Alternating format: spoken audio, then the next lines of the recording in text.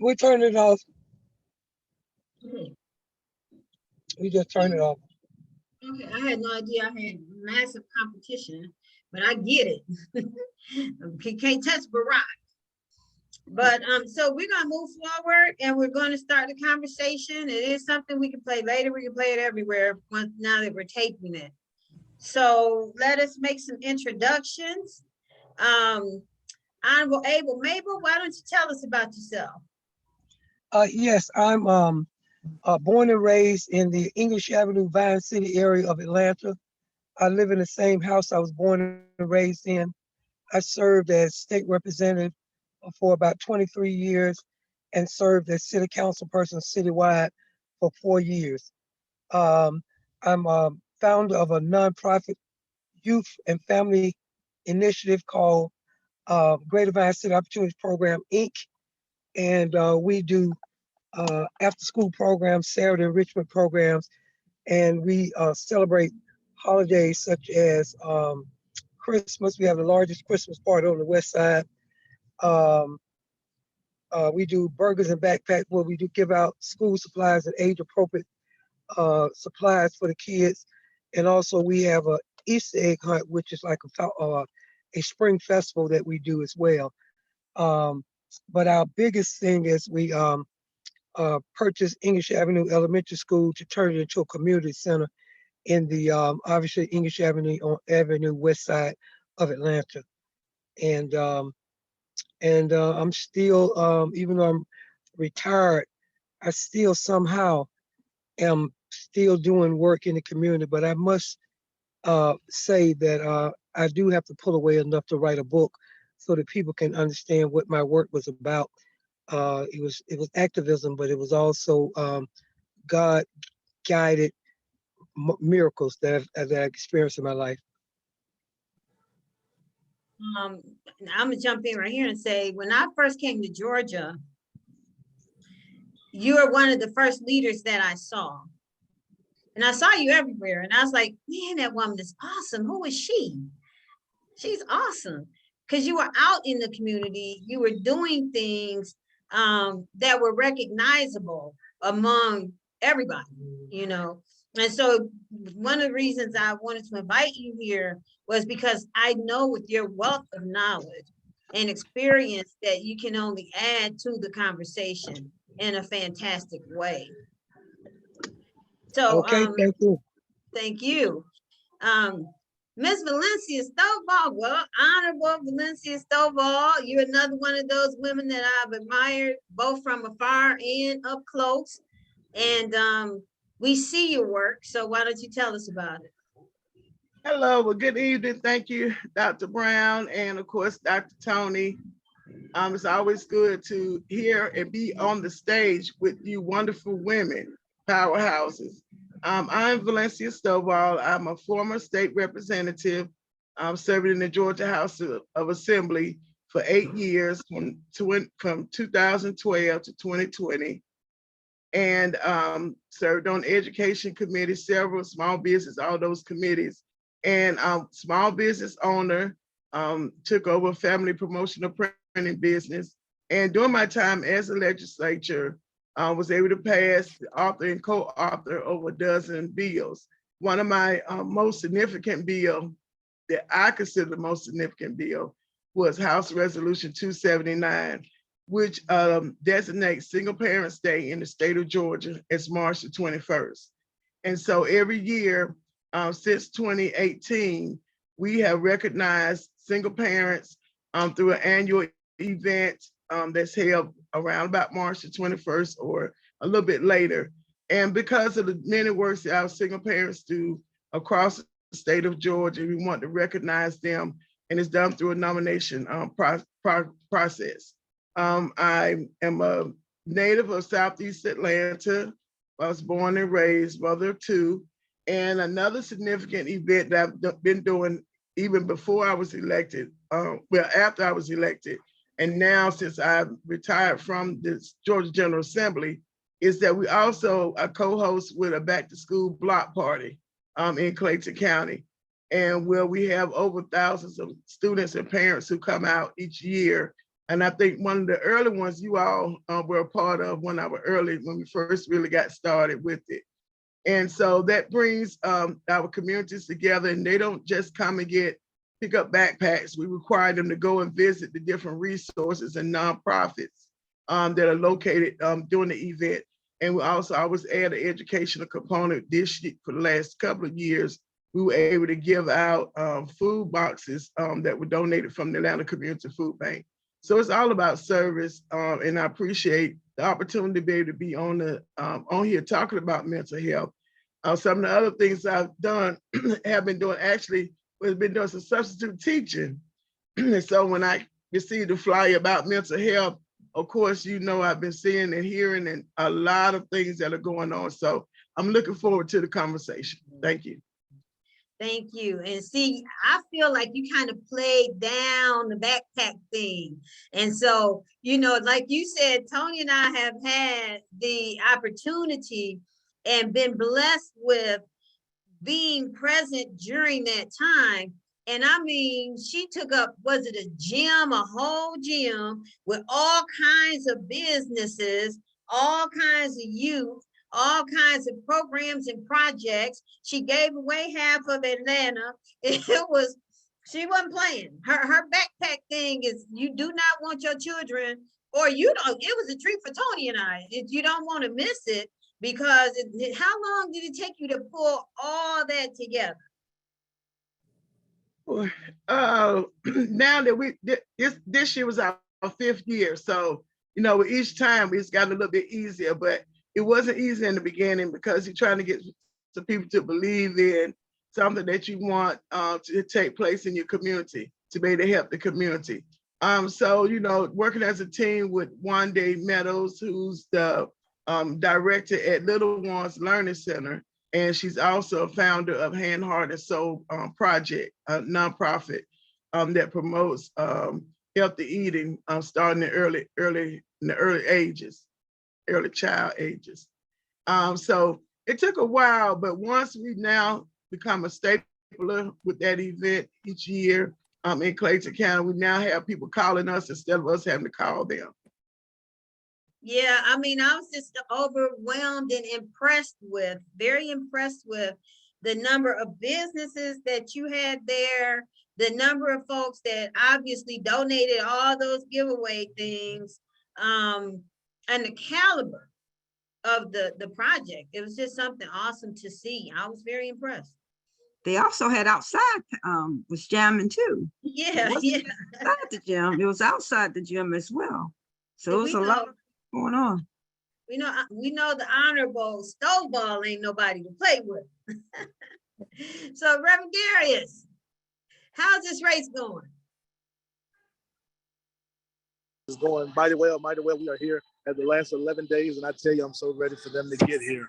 I tell you, my apologies that I hear them talking. I might have to go in a moment.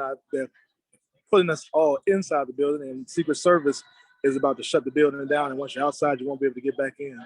And once I go in, it might be a little loud, but I do. We are here at 11 days. We have 11 days to making history, and I'm so excited for that. I'm so elated for that, and I'm ready for us to make this history. We just got off the stage, or the statewide candidates for the state of Georgia just got off the stage. We had some of our Congresswoman Nikema Williams just got off the stage, and in a moment, myself and Marcus Flowers and Antonio Daza from the 1114 will all be going up on stage in a moment as well to give our speeches. Okay. Well, what made you, if you have a moment to say so, what gave you the impetus to run? What put you, I was asked one time, I chickened out. What made you do it? Yeah, I tell you, what pushed me.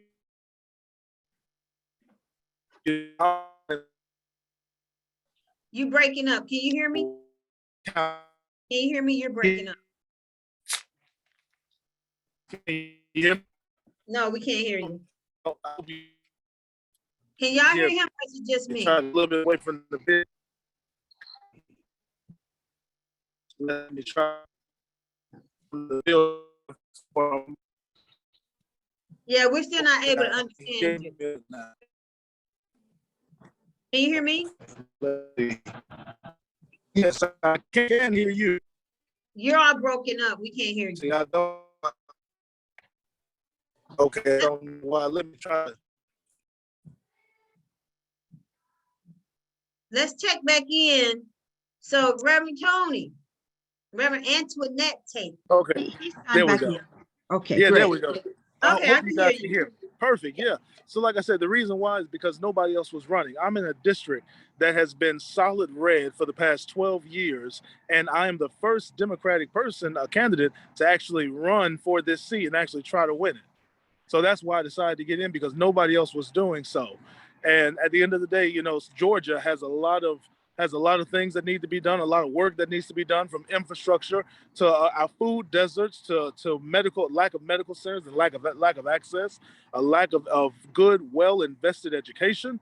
And because nobody else was stepping up to run, that's what made me prompted me to decide to step up and be that change. Okay.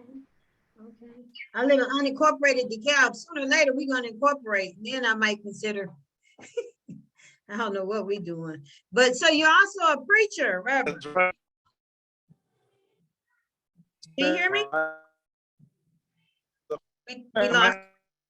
We lost you again.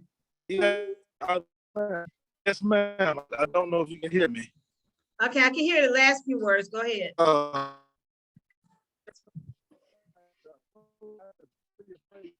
Can't hear you at all now.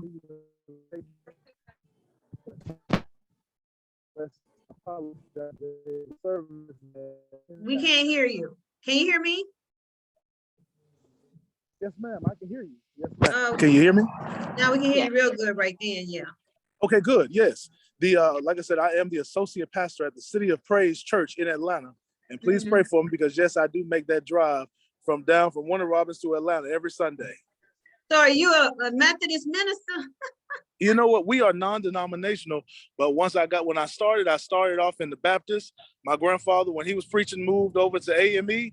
And then my uncle, when he decided to start his own church, we went on back to non-denominational.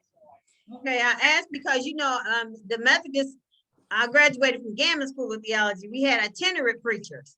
And Really? they had 4 or 5, oh yeah. They'd have 4 or 5 preachers going to all these different churches on Sunday. You got to leave this church and run over there to that church and run over there to that. That's right. Yeah, we had itinerant preachers. I'm sure they still do. That's right. And that's exactly how we do it now. We still get down like that. I travel from church to church every other Sunday going throughout my district. Like I said, we have now the largest district in the state of Georgia. So I've hit at least 1 to 2 churches in every single county. Oh, okay. All right. All right. So we're going to have Reverend Antionette tell us about herself, all the stuff she does, her businesses.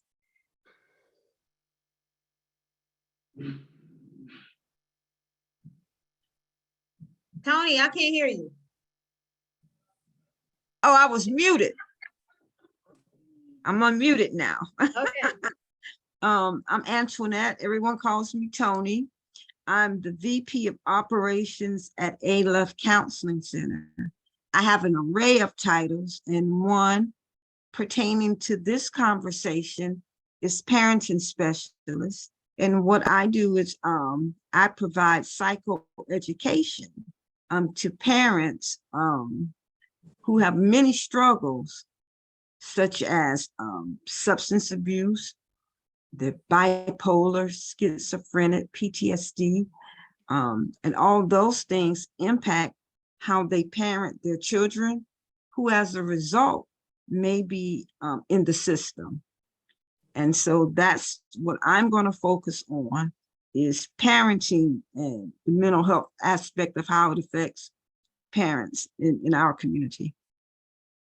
Okay, well, she's also the Vice President of Operation Street Harvest. I'm Bishop Dr. Tonya Sumner Brown. Founded Operation Street Harvest in 1992 on the Atlanta University campus. God called me into ministry. And the first thing I saw when I got to Atlanta was homeless people, which kind of blew me away because I had never seen that. And I was having a struggle trying to keep moving in a religious area, looking out the classroom at drug dealers and prostitutes, and I couldn't function. So after a whole lot of prayer, God gave me Operation Street Harvest. And from there, We had a multi-million-dollar food bank for years, sponsored by A&P Foods. It moved all over the churches, downtown, on the campus, and off the campus. We bartered for space in big churches in the basements.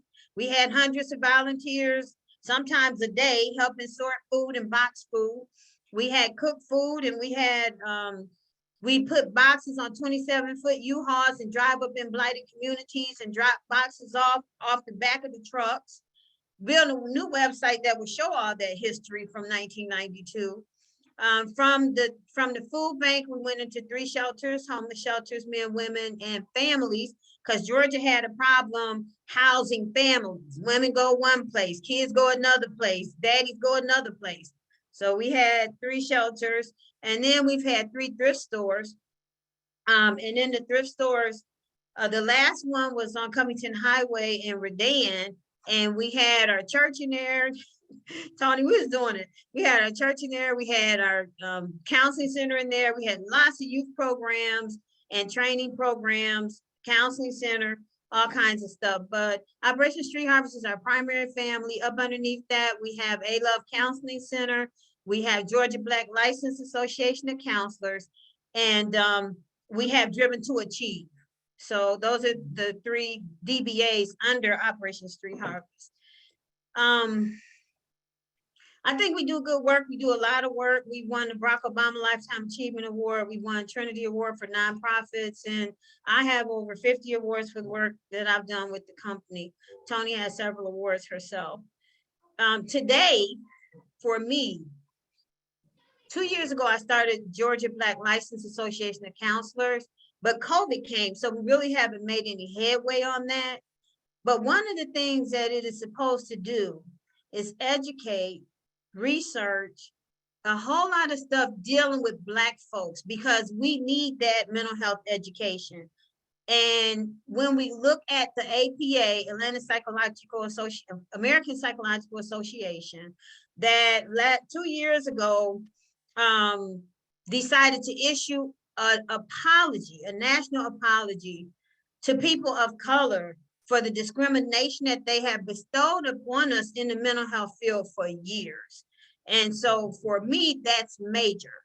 The book that we deal with that does our diagnosis, the DSM-5, is barely adequate to touch on any of our issues. We have issues like post-traumatic slave syndrome, complex trauma, and the complex trauma is trauma that we've experienced over years and years of slavery.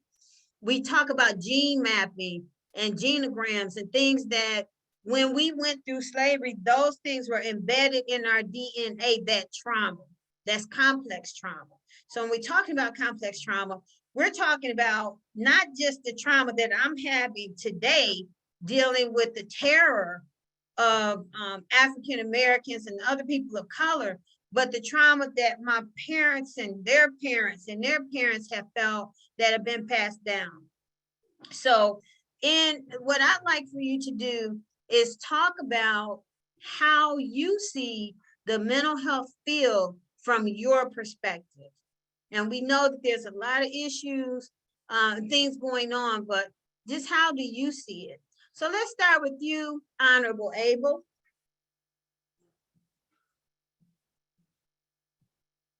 Are you there? She may have to unmute. Let's move to Honorable Stovall. Oh, I mean, when you talk about mental health, especially among our Black families, is definitely something that's usually not talked about. I remember recently in July, I was a guest speaker at the Georgia PTA national conference they do every year in Georgia with Georgia PTA. And they asked me to speak on mental health. So when I received the flyer, the invitation from you, I said, oh, let me pull my notes out because I got a chance to speak on it. Not from wait, somebody mute your mic, please. Go ahead, I'm sorry. Yeah, not, as a profession as you and Dr. Tonie are, but from a former elected official who had to vote on legislation dealing with mental health. Let's vote on the budget dealing with mental health. And so, and then I was kind of sharing with them the issue about as a child, when you hear this, what's going on with people, that it's usually said, oh, they're just crazy. And it's really not the case.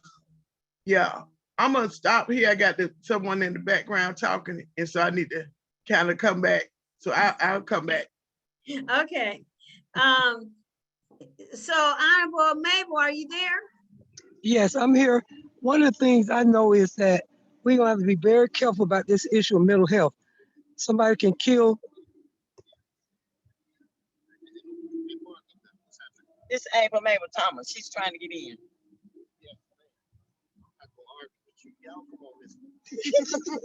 Is she at the event? Is she? Yeah, I know. Are you there with the president too? You at the event? No, I didn't go to the president. I'm at another one in Vine City. They got a big event in Vine City today, get out the vote event.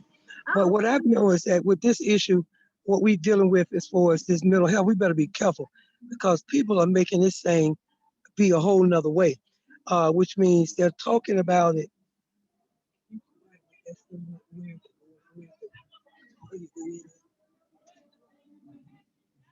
You're fading out. How do you go in? No, I'm trying to go in. Okay, let me move to Mellissa. Introduce yourself. Mellissa was one of my students, and she is now one of our employees. So Mellissa, talk to us about what your role is as a young person and a student in the area of mental health. Are you talking to me? Oh, no, okay. I moved on because it was a great big long block of space. Okay. We'll come back. Go ahead, Mellissa. Hi, I'm Mellissa. I do a lot of things with individuals and marriage couples and them not, growing up in the background of their families, not really knowing what mental health is and, how to deal or cope with it. They just think it's normal and then they have a fear of talking to people about things that have gone on in their homes. So some of the barriers to mental health are mistrust. As Black folks, we've been told, but everybody can identify with this, right? Keep my business in my house. Mm-hmm. And then we talk about the culture. Being in therapy under somebody with cultural differences that don't understand. When I was at Emory working on my doctorate, one of the things that I saw in a book in the archives was treat Blacks like monkeys incapable of learning. And if that's the concept that has been followed throughout time, because when we look at non-people of color doing therapy, how versed are you in the culture? A lot of times it's coming from an authoritative standpoint. I have something to tell you, but you don't have anything to tell me. When we need to be coming from a relaxed culture of humility, like I'm going to sit across from this client and learn this client. I'm going to let them tell me about the culture, about their culture. I'm not going to make any assumptions based on what I see in the news or in, or hear on the radio or whatever.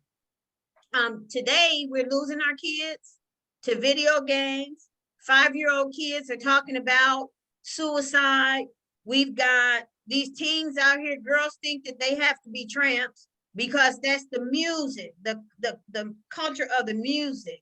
We've got a lot of work to do because we are losing our kids.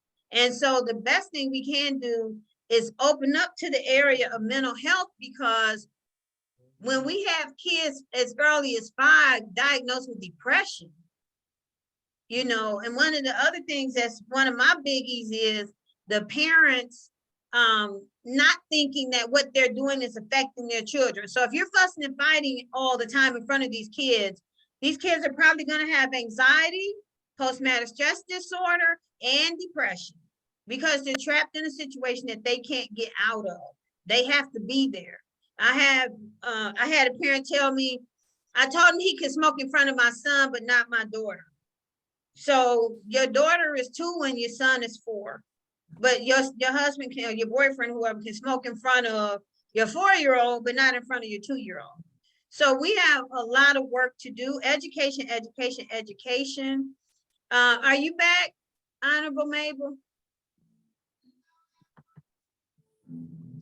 It's, Okay. So Brianna, you're out there. Do you want to have a voice? Okay, I see the picture. Okay, so Antionette. I got to make sure I'm not muted. Okay, one you're of the not things, muted. great. One of the things, I think you brought up a really great point about the barriers. Now, prior to me meeting you, I too had the stigma that people who went to counseling were crazy. I remember when my sister, my oldest sister, her son was murdered. And it impacted her. And so one of the things was she sought counseling. She didn't go continuously because of the fear of being stigmatized as crazy.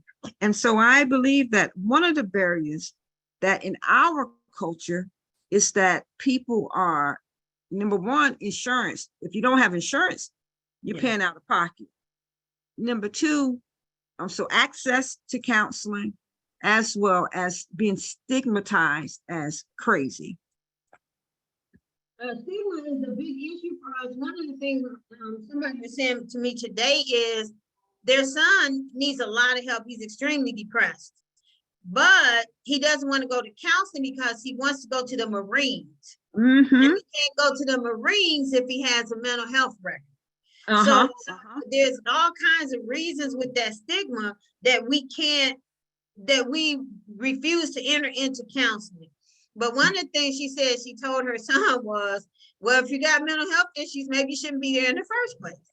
But what I know about the military is if they're that severe, they're going to kick you out anyway. You know, so if you go in there with something, because you can't hide it, they're going to see it. They have doctors and licensed psychologists and everything else, and psychiatrists. So they're going to see it. But for me, the thing is, I grew up in a family where everything, you better keep my business in my house. Children were to be seen and not heard. You did not have a voice. You better shut up. I said something to my father one time. He slapped me so hard, I don't even know if I could speak for the rest of the day. Because I said, one of my friends got pregnant because her parents never let her out the house. So when they let her out the house, she got pregnant. Before that came out my mouth good, my father had slapped me crazy. Because children were to be seen, you didn't get to have an opinion. And I guess that wasn't an opinion at 16 I should have been speaking on, according to him anyway. So, I mean, at 16, most girls are pregnant these days. So you should have been talking to me more so. And that's another issue. Like, we're so busy working, you know, we're so busy working that when do we even have time? Honorable Valencia, I see you shaking your head. Talk about that. Yeah, so my experience with seeing firsthand about our young people, our students, and their parents when it comes to mental health is actually in the schools. And not just the students and the parents, you're even seeing it now with the teachers. And that's why you're seeing so many teachers leaving the profession, because it becomes overwhelming. They're not only having to teach, but now they also have to be counselors, they have to be parents, and then all the other work that comes with being an educator. Then they go home, excuse me, to their own families and having to deal with them. And it's just overwhelming to them. And I see it a whole lot. And so, you know, dealing when I was substituting with 6th and 7th graders, and, you know, don't have any sense of boundaries when it comes down, you know, to understand that even just regular basic home training, you know, it's not there. And then when you contacting the parents about the kids acting out in class, it's no more of the teacher is right. There's no reason for the teacher to call me if you're not doing something. First, they want to know, like I had one student that was using profanity. I told the parent said, well, what did he say? It doesn't matter what he said. He used profanity. And she asked the child, of course, what child gonna say, yeah, mama, I did. He said, no, I didn't. So then she looking at me, I said, I have other stuff to do than to be confronting you about your child using profanity in the classroom. And then he kept talking, and eventually, of course, he told on himself. He said, oh, the other students said it. And I said, see, I told you that's what he did. And so now you're facing a lot of parents that are believing the kids as if the teacher's picking on their child. And I tell them, I said, whatever they're doing at the school, they are doing it at home. They ain't just come to school and all of a sudden they have a new behavior that's, you know, that's created. And then you have a lot of young girls, of course, you know, with self-esteem issues, but with social media has made it even worse. There was a fight that broke out just because somebody put something on social media, and one of the girls said it wasn't true. And then I had another young lady that said she had a crush on the boy, and she told one of her friends. I mean, so it's so much going on, and then we still expecting them to sit in the classroom and learn, you know, when they got so much. Some of them are facing homelessness. They're coming to school, parents are living in their cars, and they're just trying to figure out how to survive. And they're taking it out, like you said, Dr. Brown and Dr. Tonie, they're taking it out on the kids, and they're screaming, hollering at them. And then when they come to school, the kids are now using that at the school as their outlet. As, you know, as fussing and using profanity, all kind of stuff is going on. I just was so amazed. I was like, is this what's going on in the schools? I said, because when I was in school, if the teacher called your parent, it wasn't nothing about the teacher was wrong. It was, I know you acted out, and we're gonna deal with your behavior. But now these parents come up to the school combative against the teachers and the administrator, and they don't even do it in a professional manner. Of course, they are cussing and fussing the teachers out in front of the kids.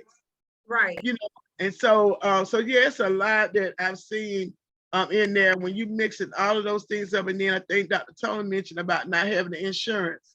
So you're not having the insurance to be able to afford, the parents rather, not having the insurance to be able to afford for the to be able to go and get the help. I even had one student, it's a wreck every day. She coming to class, she mad about something. She told me one time, you just put me out your class because you don't have classroom management skills. I mean, she just was talking to the adult like I was an adult.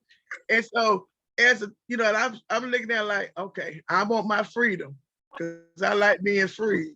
But you need a good book. That's what you need, you know. And even when we had a conference with her parents, she was talking to them like she was talking to me. So I knew then, okay, that's where she got it from.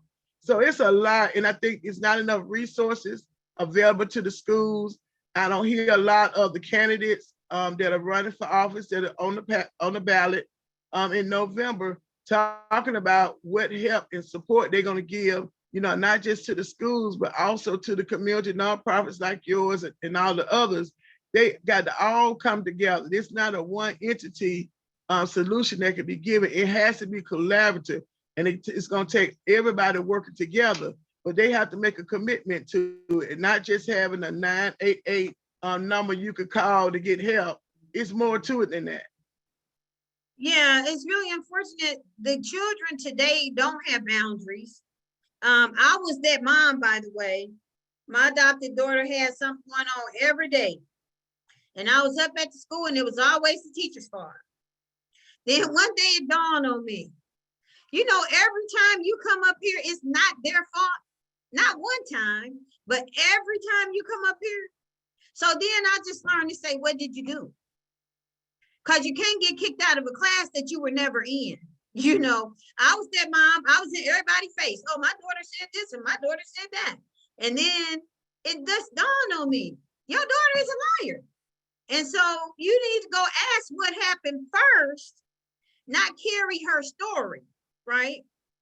And so as parents, we want to support our kids. We want them to grow up and feel supported and all that. But at some point we have to understand, you know, now she wasn't bad at home, by the way. She was never bad at home until way later when she got a teen and she wanted to try to sneak out at night.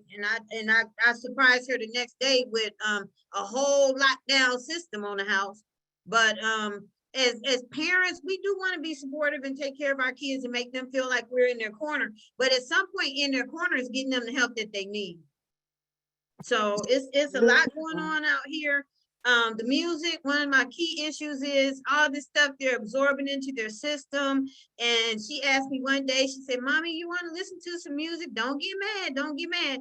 So the psychologist part of me said, okay, I want to hear what she's listening to for real, right?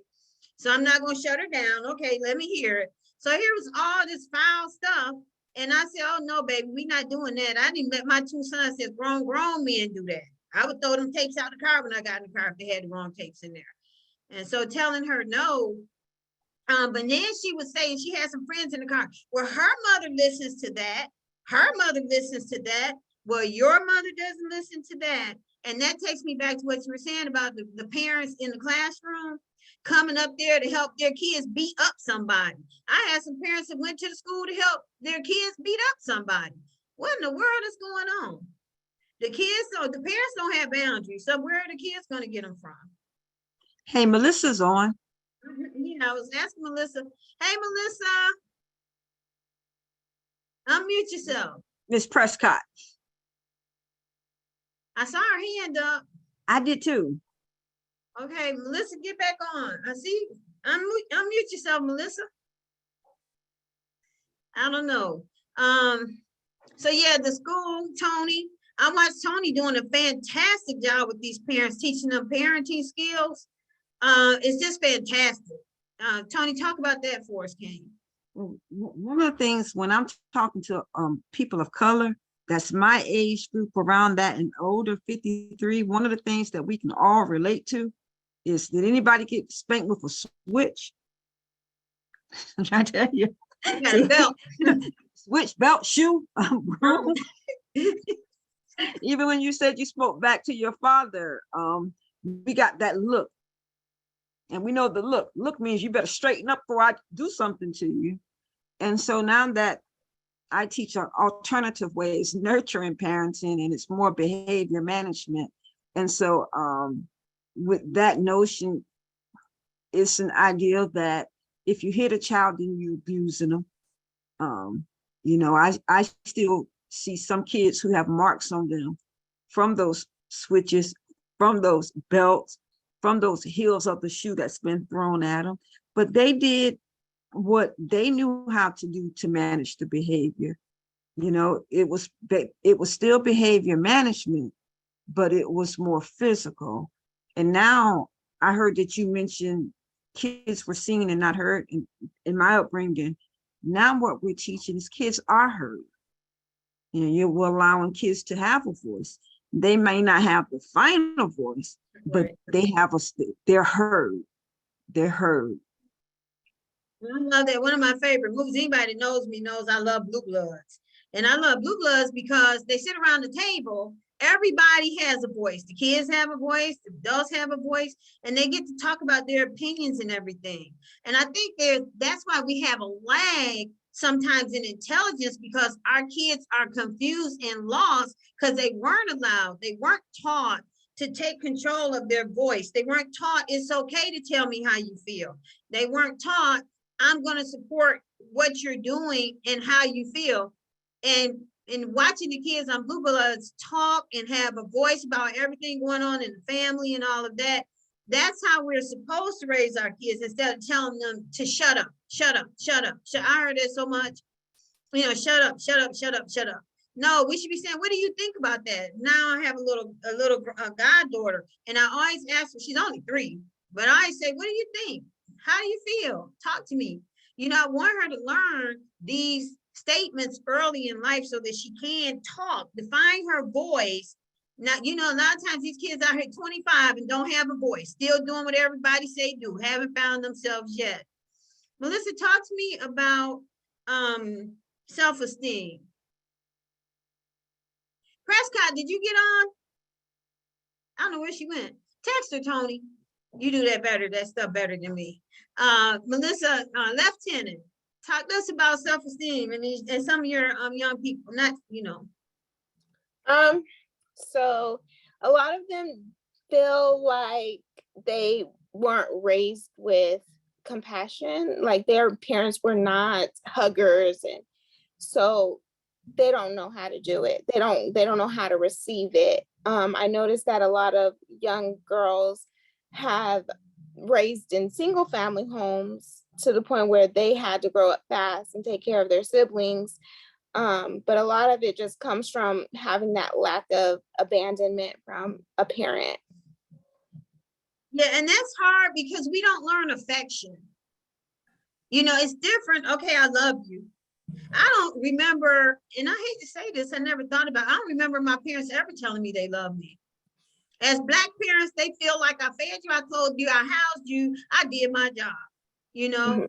And then we grow up unaffectionate and don't want to be held and don't want to be touched and so that's a mental health piece too.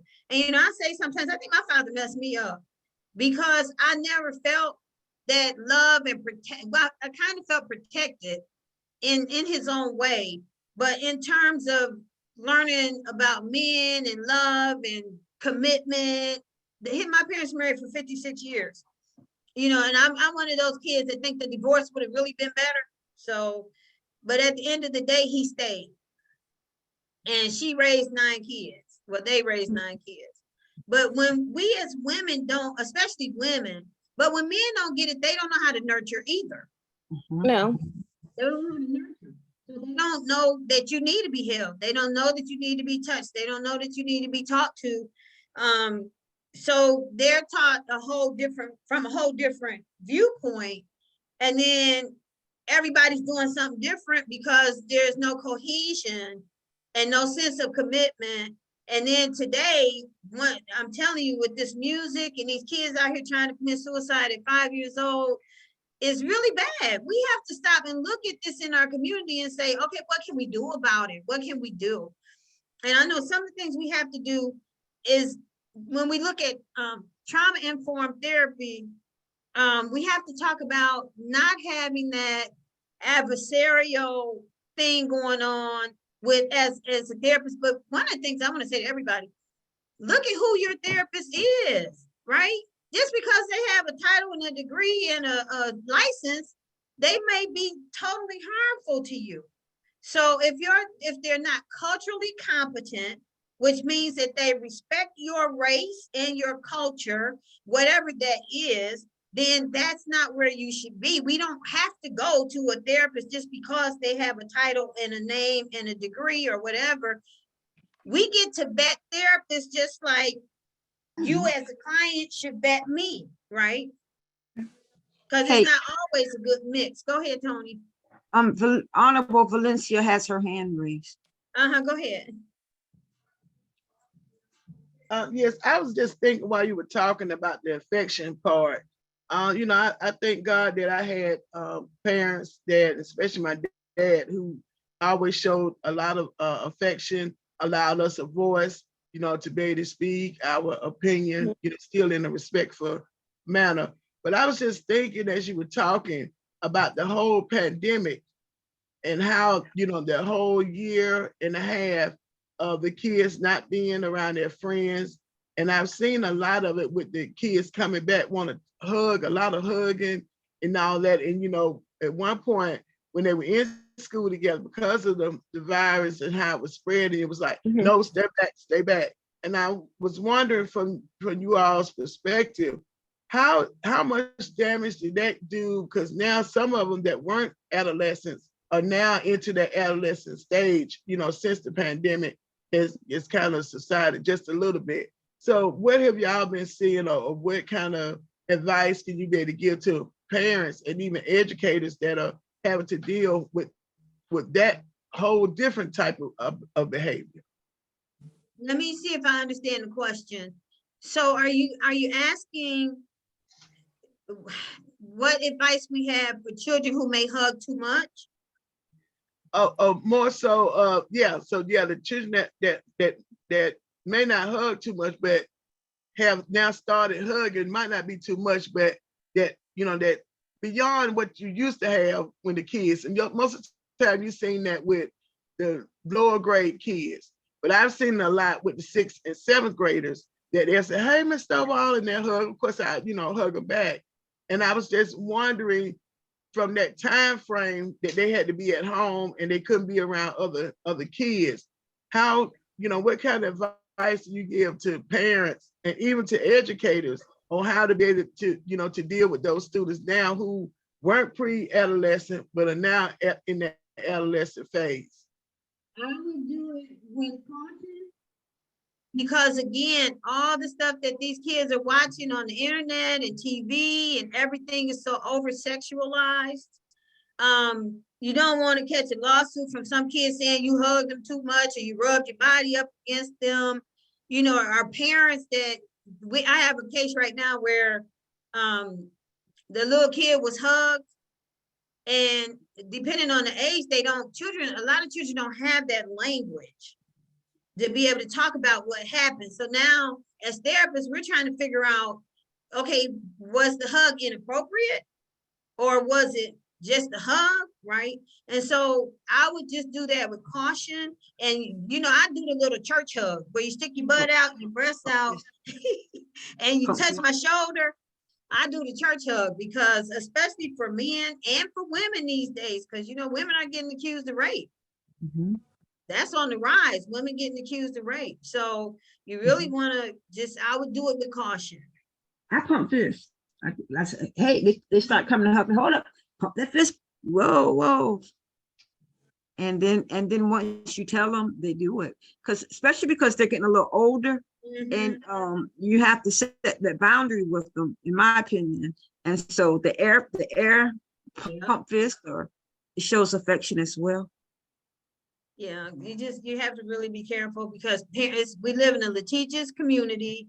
Everybody want to sue somebody, and you don't want to be sued for something that was really nothing, but then the kids take it a whole nother way because, as parents, you want to tell your kids, don't let anybody put their hands on you, don't have anybody touching you and all of that. And some kids are just nurturing. They just want a hug. They need a hug, but, Tony's response was great. And if it's a hug, I would just do like the church hug. I bump shoulders. So, let's talk about some more barriers. Dr. Tonya, if it's okay, I want to hit on something Mellissa Lieutenant said about. Hold on, is that Mellissa? Are you here? Mellissa. Mellissa Prescott. Please enter the wrap-up code for the last call. Hi, I am so sorry I'm late. I'm listening to you guys, but I put in for an extra hour lunch, but we are so busy. She just told me I couldn't use it, but I'm still listening. Okay. Okay, sorry about that. Thanks for trying to get on though. We just listen, that's good. I'm here listening to you. Hi, everyone. Hello. I'm so glad everybody can come in. Hey, Tony. Hi. Hey, Representative. How you doing? I haven't seen you in a while. I'm working for DHS now. Okay. Oh, okay. So it's hard. I asked for the time off. They said yes. But anyway, you guys, it's very interesting what you guys are talking about. Thank you so much. Thank you. You got to do this again. Okay, we'll do we're going to do a lot of this because our whole point is mental health education. And the more we get out here, like we're taping this, and so we're just going to put it everywhere. The more we start talking about it, and one of the things I like is our younger people, was it Generation X or Generation Gen or whoever, they're, when I have white clients, my white clients like, my therapist is Dr. Brown,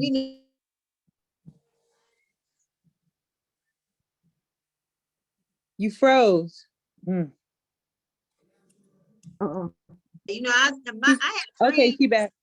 I had a dream of putting a mental health check with the mental health check building like McDonald's. Everywhere you go, you see McDonald's.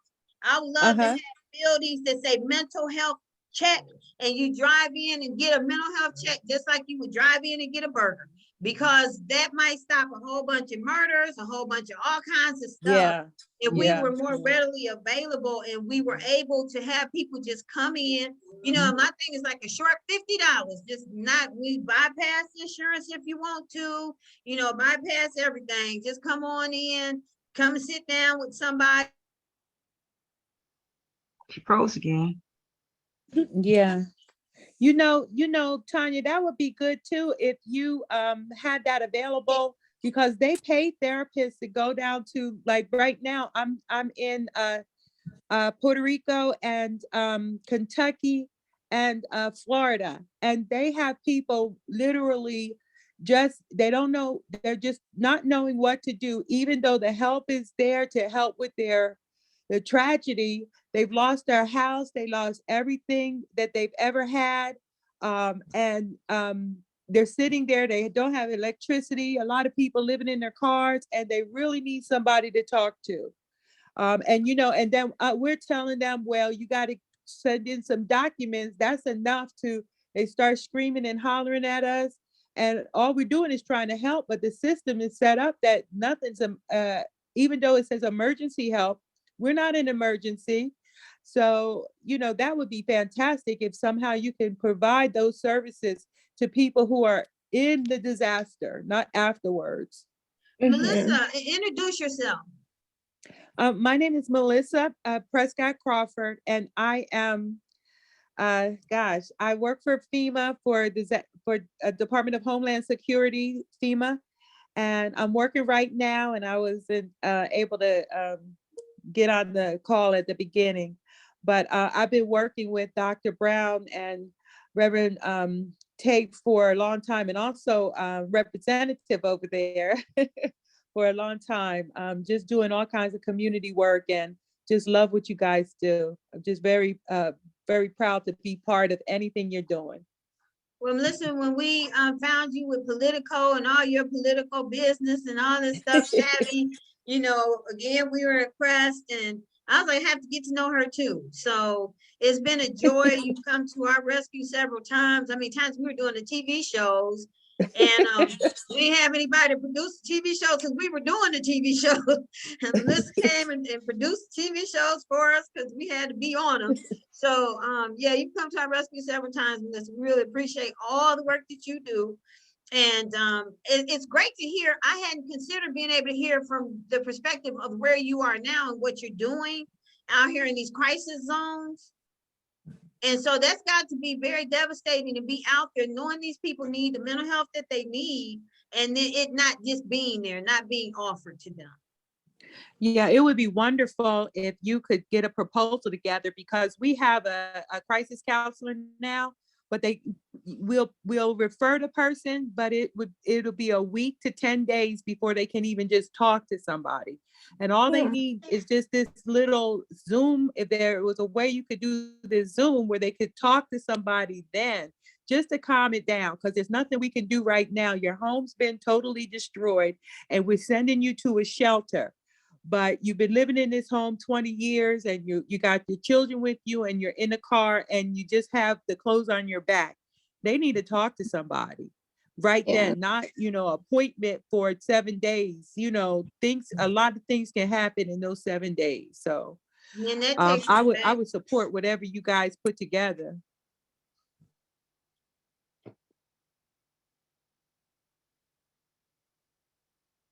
I think she's frozen. And I think that's an excellent suggestion, Melissa.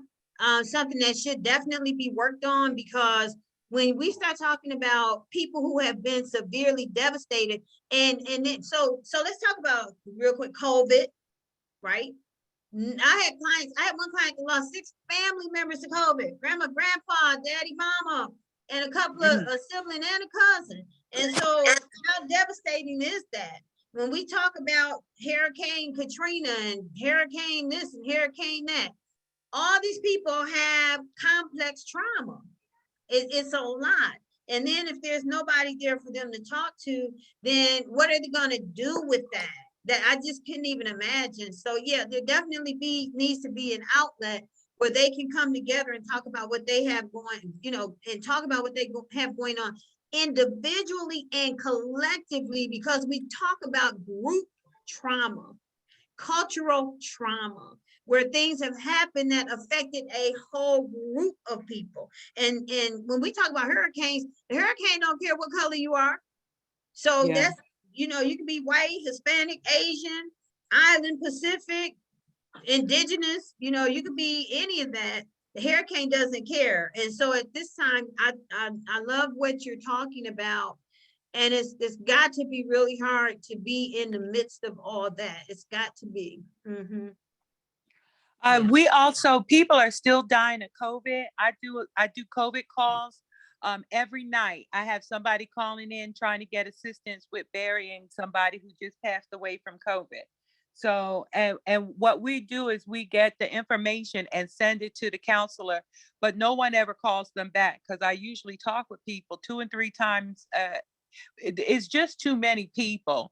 Any time of the year, we have maybe 30 different disasters going on. Right now, we have like 16 going on. It went out the news. That's the only place it went. It went out the news, you know. And we had my little grandbaby, and she was sick all week. I wanted to get her last week, but she was sick. And we know what's going on in these hospitals with all these kids, the little kids. And I know these parents have to have some kind of trauma. And what we're talking about is anxiety. Because if I don't know to take my child out or not, my husband and I said, we're not going to get her, just keep her over there. We don't want to drag her around. You know, if she's sick and in the process of healing, because these little kids and all this stuff going on with these little children today. So it's so many areas in life that affect our mental health, jobs, schools, you know, homes, relationships. It's just so many areas that can just take us out of here. And the most recent study was kids 5 to 15, you know, and then we say as therapists, how is this happening? And then we look at an internet that brings in all these different mediums, you know, for them to go to. And then the bullies, we talk about the bullying that's going on in these schools. And that's why these people are killing themselves. But let me jump to this real quick, and then I'm gonna have everybody's opinion on this.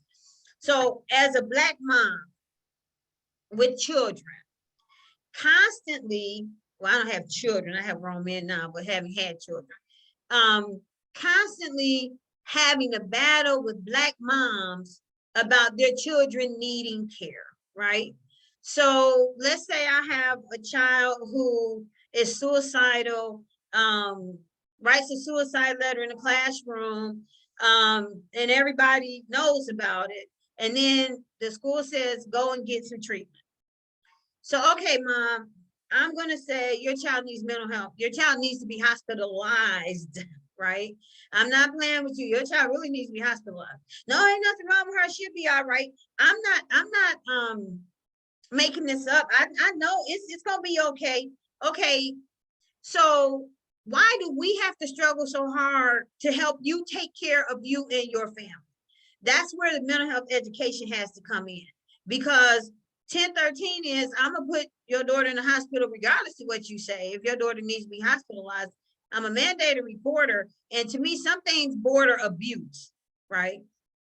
So I had a child who was schizophrenic, and the child's mom just flat out refused it. Never mind the fact that the grandmama was schizophrenic and some folks on down the line. I had to threaten that mother. I'm gonna put your child in, I'm gonna put your child in the hospital and report you for child abuse. That's really sad, because this child cannot function at all. Sees things all the time, hears things all the time. This child is desperate for help. And I think as mental health professionals, the hard part of the job, because even in my internship training program, is things they don't want to do. And I say doing this work can be hard because you have people's lives in your hands. It's your job to protect these kids. Parents don't know. And I teach them, I'm here to see what you don't see, hear what you don't hear, and say what you don't know how to say. Because if you don't know how to diagnose, if you don't know different modalities to use, and you don't know what to say about what's going on, a lot of times people sitting there talking while I'm able to tell them, okay, is this what I heard you saying? Yeah, they didn't even know what they were saying. Yeah, that's what I said. You know, so that's our job, is to help people understand. We're not bullies. I mean, I have to have an extreme case to go there with you, but I will, you know. So, Honorable Valencia, have you ever had a situation where you had to just, as a teacher in a school system, I'm sure you have, working with a Black mom? I'm talking about Black moms. Yes. You know, even being elected official, we're having to deal with constituents who may have, you know, gotten outraged, upset because they, you know, they're going through a crisis. They want help right now. And you're trying to explain to them, okay, let me go figure this out. And so, you know, even when you're thinking about people who service other people, that whole mental health aspect that, you know, that I went through as a legislator as well, because you have that heart of service and you want to get the help to the people. And then it seems like it's not coming fast enough. And then sometimes you become overwhelmed that you have to then kind of step back and say, wait a minute, I only can do so much, you know, to be able to help. And if I'm not in a good frame of mind, I can't help them. I can't think through the solutions to it, because now I've become almost a victim, just like they're a victim. Yeah. And so I think that when you kind of look at on the side, like you're asking, and even the educators, some of them have been in education for many, many years, 10, 20 years. And you just think about it, what if none of them ever had anybody to talk to about what they're dealing with on a daily basis, and then how it's accumulating each year, each month, each year. And now, like I said, it's like so much more that's going on now than it was 5 years ago or 10 years ago. And so I even had got to one point where I was like, oh no, it's time for me to walk away from substituting right now, because I had gotten so overwhelmed with trying to help the kids that academically are not where they need to be. And you can see them struggling and trying to do what they can. And then you have the behavior issues on top of it. So you think of a classroom of about 20, maybe 25 kids at some points, and you got different personalities, all on bouncing. You might have maybe 5 that don't, you just kind of sit there, you don't have to hardly say anything, but you got the other 15, everybody bouncing. You tell them, be quiet, sit down, listen. You give them instructions, they can't remember nothing that you gave them, and then don't let it be a fire drill. Oh my goodness, everybody, you know, so you constantly have to redirect, but you know that the kids need help. And so I think it does become very overwhelming. I can see, I used to wonder, why so many teachers leaving? I couldn't see it from the legislative side of it because I wasn't in the classroom. I knew from a parent perspective, because I was a parent of a son who has ADHD. So like you, I was kind of at the school every day. Sometimes the kids thought I worked at the school with my son. And so I was able to see those sides of the legislative advocacy, legislative side. I saw the parent side, but I never had been in the shoes of the educator side. And once I got in there, I was like, oh no, I'm ready to step back out those shoes. I don't want those shoes. Those are huge shoes to fill. And it made me be more compassionate and even more want to go and try to figure out, how do we bring these elected officials together, these people who are making policies? Because we could talk all day long on this Zoom, all kind of calls, but if it's not a top priority above almost anything else, above talking about sending money to Ukraine, what about the people here? It has to be a top priority. Right. You know, because people can't go to work if they're not mentally sound, and then people are not going to feel safe around people that are not mentally sound. And some people don't even know that they're not mentally sound. They think it's normal. You know, they always act like that, because that's what we used to hear. Oh, they always act like that. No, that's not. They should be acting like that. And like you said, having educational forums like this to educate the public, but more so those people that are in the position to make decisions, who are in control of these budgets, who are in control of these state departments, like Mellissa was talking about Department of Homeland Security on a federal level. Okay, well, you know that we have all these disasters that she mentioned that are back to back, back to back. That means people in crisis. That means we need individuals to be able to help them through that crisis. So what is going on with the bottleneck in the bureaucracy that does not allow the people to get the help they need, that they should be getting constantly without, oh, fill this paperwork out, hold on, you got to register over here, you got to do all that. People can't wait all that time. Well, and then your mental health, because like I was saying with anxiety, the older I get, this year I got anxiety, noticeable anxiety. So what is that? I said it to somebody, they were like, oh, you have anxiety? Okay, everybody has anxiety over something or another, right? Everybody has anxiety. But this year, I noticed I don't drive as fast, right? This year, I noticed where I might have watched like a vampire movie or something like that, I don't let negative stuff in my spirit. So I'm not watching vampires and all that extra stuff. I'm not doing that. I want a calm, sweet spirit. And so driving, you know, I tell my husband, slow down now. When I would have been the one driving 100. Now it's like, honey, can you slow down? You give me anxiety. So I'm able to recognize it and take ownership of it. And so we have to, number one, start with self and be able to say, where is my mental health? What do I need to work on? Where do I need help, right? Because I promise you, we look at our life, none of us are perfect. We all need something. We need to be able to see our true self, our authentic self. And in order to do that, we have to listen what people are saying. Now, I really don't care what people are saying, but we have to listen to it because I might be able to absorb some of that and take ownership of some of that. Yeah, you know, I can do that.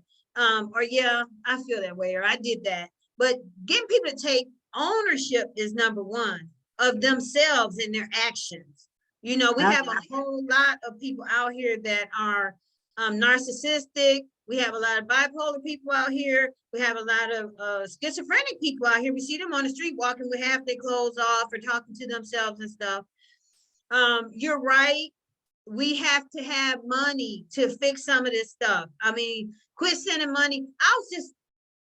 I'm glad that they send money to Ukraine, but I was just dumbfounded. Like, we can't even get our homeless off the street right here in America, you know, and I've done a lot of research, like grants and stuff. We send billions of dollars overseas to other places, but we can't fix us. So for the Black community, we have to start with us, and we can't look to them. One of the things I tell Tonya all the time, I started getting on committees at 16, NAACP, SCLC, all kinds of stuff.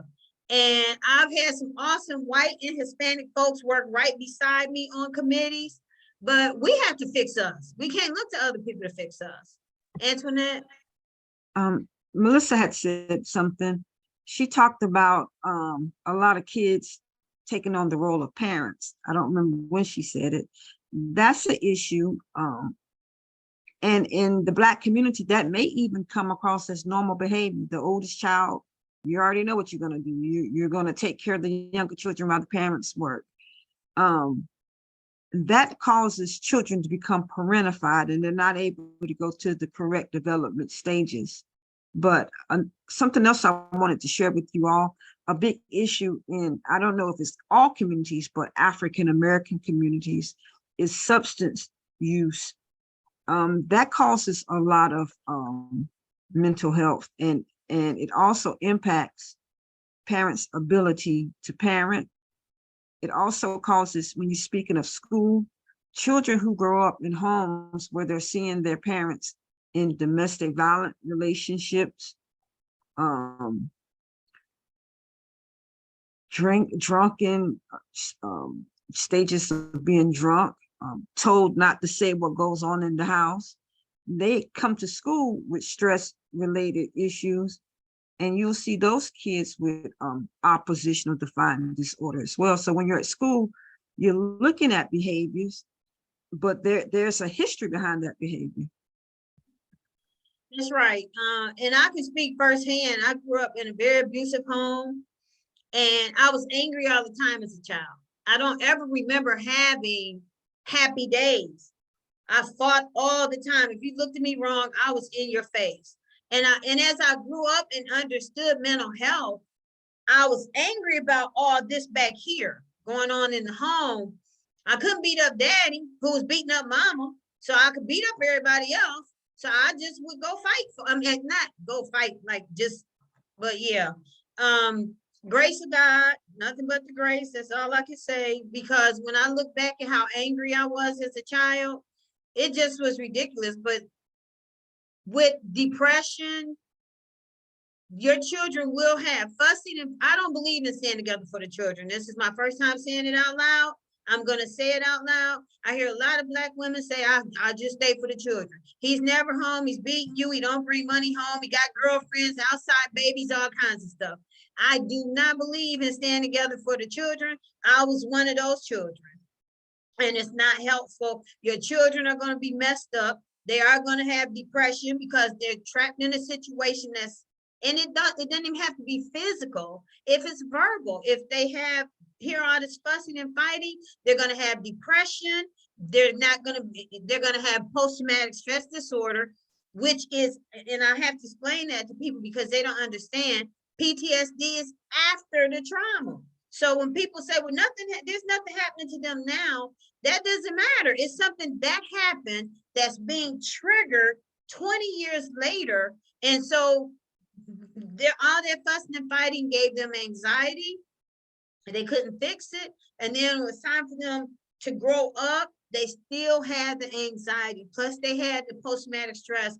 I don't know when he's going to hit her. I didn't know. Well, I knew my dad was going to fight my mom every weekend. I did know that. But at the end of the day, when we grow up as grown folks and somebody's arguing and we start feeling that shaky feeling inside, that's that post-traumatic stress that's coming for me that started way back there. When I don't want to, I tried to kill myself 4 times before I was 15. The last time my dad told the doctor, if you send her home, I'm gonna kill her, so you better keep her. That wasn't my stuff, that was your stuff. See what I'm saying? I'm just trying to find a way out because I was too young to leave. So I encourage parents, please don't fuss and fight in front of your children. And I have parents saying it all the time. My kids, it doesn't affect my kids. I put the parents on the back of the couch in the back of my office and put the kids on swivel chairs up around my desk, ask the kids a bunch of questions that got jaw-dropping answers. And the parents had to say, wow. The little boy said, I have to protect my mama because my daddy's gonna kill her. So we have to watch what we're doing in front of these kids so we don't have messed up children. And and the drinking and the smoking and all that. And then you want to know why your child is smoking weed and addicted at 12. Or even while you're in a relationship with someone who's doing what you saw. But can I ask you a question? And to any of you, when we were talking about normalizing behaviors, had it not been for this conversation, how would we know that when I heard someone arguing and I'm shaking, that I have a symptom of a diagnosis? It's normal, you know. I would have never known. I hear couples arguing. I didn't know. I had no idea. Yeah, and that's why you go to mental health counselors to learn what it is that you're dealing with, because you know, back in the day, we say everybody got that crazy auntie in the back room somewhere. Everybody got somebody crazy in their family, and they may not be crazy. You know, I don't even like that word in mental health because most people aren't crazy. They just have issues that can be worked out if given the opportunity to be worked out. So, like, we have all kinds of diagnoses. Anger, with kids. We have oppositional defiant behavior, conduct disorder, ADHD, you know, and I used to go to schools and help teachers work. And Honorable Valencia, I heard you say this. I used to go to schools and help teachers work with these ADHD children, because the parents gonna tell you, oh, they just normal kids, they just running around, they'll be all right, they do it all the time. And then when I start asking questions, are they forgetful? Yeah, they forget everything. Are they moving like the ever-ready battery? Yeah, they can't be still. Are they is their back, look in their backpack, is it organized? Oh, there's no organization with this kid. So by the time I get through asking all the questions and they've met 12 of the 13 criteria to be diagnosed, then the parent is still going to argue me down that their child is okay. And then I'm going to explain to them, I was the ADHD kid, right? I don't even think they had a diagnosis when I was growing up, but I was the kid whose hand was up all the time in the classroom. I know. And the teacher said, Tanya, can somebody else answer the question? But I know. So, Honorable Valencia, you got some kids, you had some kids like that? Yes, my son was like that. Wasn't organized, will forget, and could not remember if something happened that day or if it was 2 weeks ago or a week ago. So trying to decipher what happened, I couldn't, it was a hit or miss. And then, being in the classroom, I saw some kids exhibiting the same behavior. I said, oh, I know what you got, because it was the same type of behavior, that I had seen him exhibit. And so I started using some of the same techniques that I had used with him, with not giving them a whole lot of directions. I might give them 2, repeat it back, and then before they go do it, repeat it back again to make sure that you got it. And then but when you look at it, you have a classroom, just think you have, like I said, 25 kids, and you have almost 18 of them exemplified behaviors on different levels of that, and you try to figure out how in the world these kids don't learn anything. Well, one teacher's out, you need 2 teachers in there, plus a DES counselor, a teacher that's in there being able to help, help direct and showing how to be able to, do the differentiated study, of teaching. I was like, I don't know, they might have to come up with a new terminology, because it's beyond just a regular differentiated teaching to me now with how the kids are. Some of them are coming from parents who, like you said, they're abusing of drugs. You can see it, and alcohol. And then, like you said, that aggressiveness that you see in them when they want to fight. They just get this angry. They come into school in the morning. I'm like, you say, good morning. Good morning. What happened to you last night? Or what happened this morning before you walked in the door? So yes, I have seen a lot of that going on. And what scares me the most, or what I'm so concerned about, is that if these kids don't get the help they need, they become adults with these same problems. And then we're talking about now you have so much changing in society with technology and all of that. If we don't help to foster more sounded-minded young people who are going to become adults, when we get into that age of retirement on up to 80, 70, we're going to be in trouble a whole lot, because they're going to throw us to the curb, and we ain't going to be able to find ourselves, because they're going to not think about it. They're so selfish. They're always thinking about themselves. They don't know anything about community service, serving the community. They've been giving them so much. The parents give so much, try to push them out their way. Take this and just go on over there and sit down, because they think that's okay, but they're not understanding, they're not teaching them responsibility, and they're not teaching them. And then one other thing I want to say, the kids are not able to decipher between reality and fantasy, because they're always on those games. And so they think those games are what's reality. And I think they also contribute to so many young people playing with those guns, because they don't realize that is real, but they see it on the game, and they see the person get back up when they hit the reset button. Yeah, I don't game, but there was a game one of my grandbabies wanted, and I watched the game. I was gonna play with them, and it cut people's hands off, ran over people. I told my husband, I don't like this game. It's because once you do it, repetition breeds action. And the more that I get affiliated and comfortable with the thing, the more comfortable I am doing it.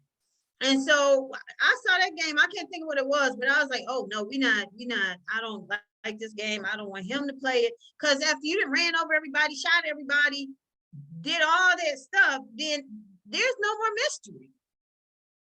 There's no more mystery. So that's really sad. Yeah, with those games, I'm finding that parents are using those games as babysitting tools too. They let those kids stay on those games, not for like 30 minutes, but like on Saturdays, she said the kids don't even go outside and play anymore. I know as soon as we woke up, we went outside and played. And my mother was saying, you better not run in and out. I said, well, what if I want, I had a little smart mouth. Well, what if I want something to drink? Get them out and speak it. And then we went to the little free lunch down the street. It wasn't no reason to come back in, you know? These kids don't even know how to play outside, you know? And I think you're right in terms of that being the babysitter. And I get it because there's a Hispanic, I think she's Hispanic Latina girl on one of the commercials, and she says, we're expected to work like we're not parents and parent like we don't work. And that really, I had to really think about that commercial because it's the truth. Many of us are single parents. So if we don't work, we don't survive, we don't live. And then because we work, our kids are at home trying to raise themselves or whatever and watching TV and playing. They don't even watch TV anymore. Usually just go, especially boys, go straight to the games. Go straight to the games. And it's unfortunate because what are we teaching them? What are they learning in this process? You know, we used to take them to baseball games and football games. And, you know, when my sons were growing up, who, like I said, are very grown now, but they always had sports, always football, baseball, basketball. They always had sports.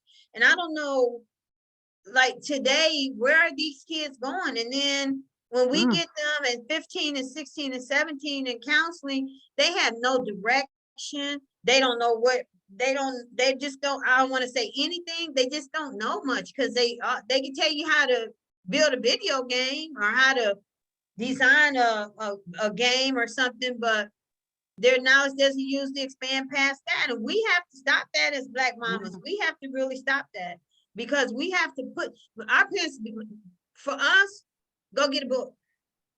Go get a book. You bored? Go get a book. And also, Dr. Brown, what I noticed is that since I've been here in the state of Georgia, there's no place for the kids to go to do anything. Everything is so expensive especially if you're a single mom, you're paying football dues. Like me, I'm like $1,500 to play for school. Like it's expensive. It is like, and these kids don't have like, I remember when I was younger, I used to go to the youth center and be able to do all type of sports and just hang out. It was a place for an outing for a kid. They had counselors there. They had people that, like even with the Boys and Girls Club, you know, but there's not a lot of stuff in different communities to help these children have an outing. And that's true. Like my daughter, I was like, I have to be rich to do this because the dance classes were super expensive. She stepped, that was super expensive. She cheerleaded, that was a cheerleader, that was super expensive. I'm like, $1,500 for what now? And then how much for what else that comes after that? And so you're right, Mellissa, you are really right because it's outrageous. It's outrageous. And so that means, again, we have a hierarchy. We have the poor children that can't participate. And so again, that's that slap down in community. You're not worth it. You are broke. You don't have money. These kids are better than you. And so here we go all over again, that hierarchy and kids on those levels of, well, we have more than you. My mom does this and my, you know, well, you broke, and teaching people to put their noses up in the air and teaching these kids all this separation and ununity. And it's really ridiculous how, especially in the school, they should know better. They should know better, and they should get grants to be able to pay for this stuff for everybody so that there isn't that hierarchy.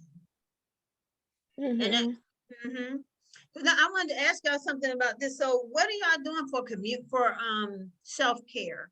Because we know when you do this work, and I'm hoping Mellissa can get back on too, but when you do this work, you really have to do your own self-care. So Tonie, let's start with you. What do you do for self-care? That's my favorite topic. I'm a error. I used to feel guilty about self-caring. And see, that was a hiccup of mine. And so now I like to do things. I like to go places. My sister's in North Carolina. And so we, every month or so, we plan short trips and we meet up together and we have a good time. And so for me, that's self-care. And I'm a reader. I love reading books on topics I enjoy. So that's my self-care. Lieutenant, what do you do? So I am an arts and craft person. So I do a lot of stuff on the Cricut. So that's my time, making t-shirts and doing stuff with my girls, making cards, doing Girl Scouts. But I do a lot, like I enjoy reading and I love to just make sure that I'm maintained as far as praying and being able to go into intercessory prayer so that I'm able to be able to communicate with my clients, because I feel like it gets heavy. So I'm like, I have to be able to release this also, and also be able to make sure that I'm able to give them all of me. So I just Mellissa Prescott. Can you get on? Okay. So Honorable Valencia, are you still there? Yes, I'm still here. What do you do for I'm self-care? here too. Okay, well, I'll let Mellissa go because she may Okay. have to step back out. No, you guys go ahead. You guys go ahead. I'm on a call. Okay. So one of the things, I love to travel. So I've made a commitment that at least, if not every month and a half, no more than 2 months, I go somewhere, even if it's a short distance, I go because I love to see things. I love to see history. I love reading about history. And I also watching movies. You know, I have to go to the movie theater anymore because you have everything at your fingertips, being able to watch Netflix. And then I also enjoy listening to a lot of self-motivation tapes to kind of keep me focused, because so much is going on and so many things I'm working on. To kind of narrow stuff down and have to realize you can't do everything. You can't be everything to everybody. And that's one of the things I had to learn when I was an elected official, is learn how to say no. So now I'm able to say that real good and don't feel bad. No, I won't be able to do that. Maybe the next time. So those are some of the things. And of course, I always spend time with my family. Melissa, can you get on? Me, I get gone. I love to travel. I don't know when I got that traveling bug, but I get gone. Paris, France. I don't care. I'm always somewhere. I did the US till I got tired, and then I just started just really going everywhere. I'm gonna be in London and Ireland. I love Hallmark movies and love stories. And I told my husband, I said, Ireland looks so beautiful. It's just all the movies I watch, it just looks so beautiful. I have to go to Ireland. So we're in February, we're gonna go.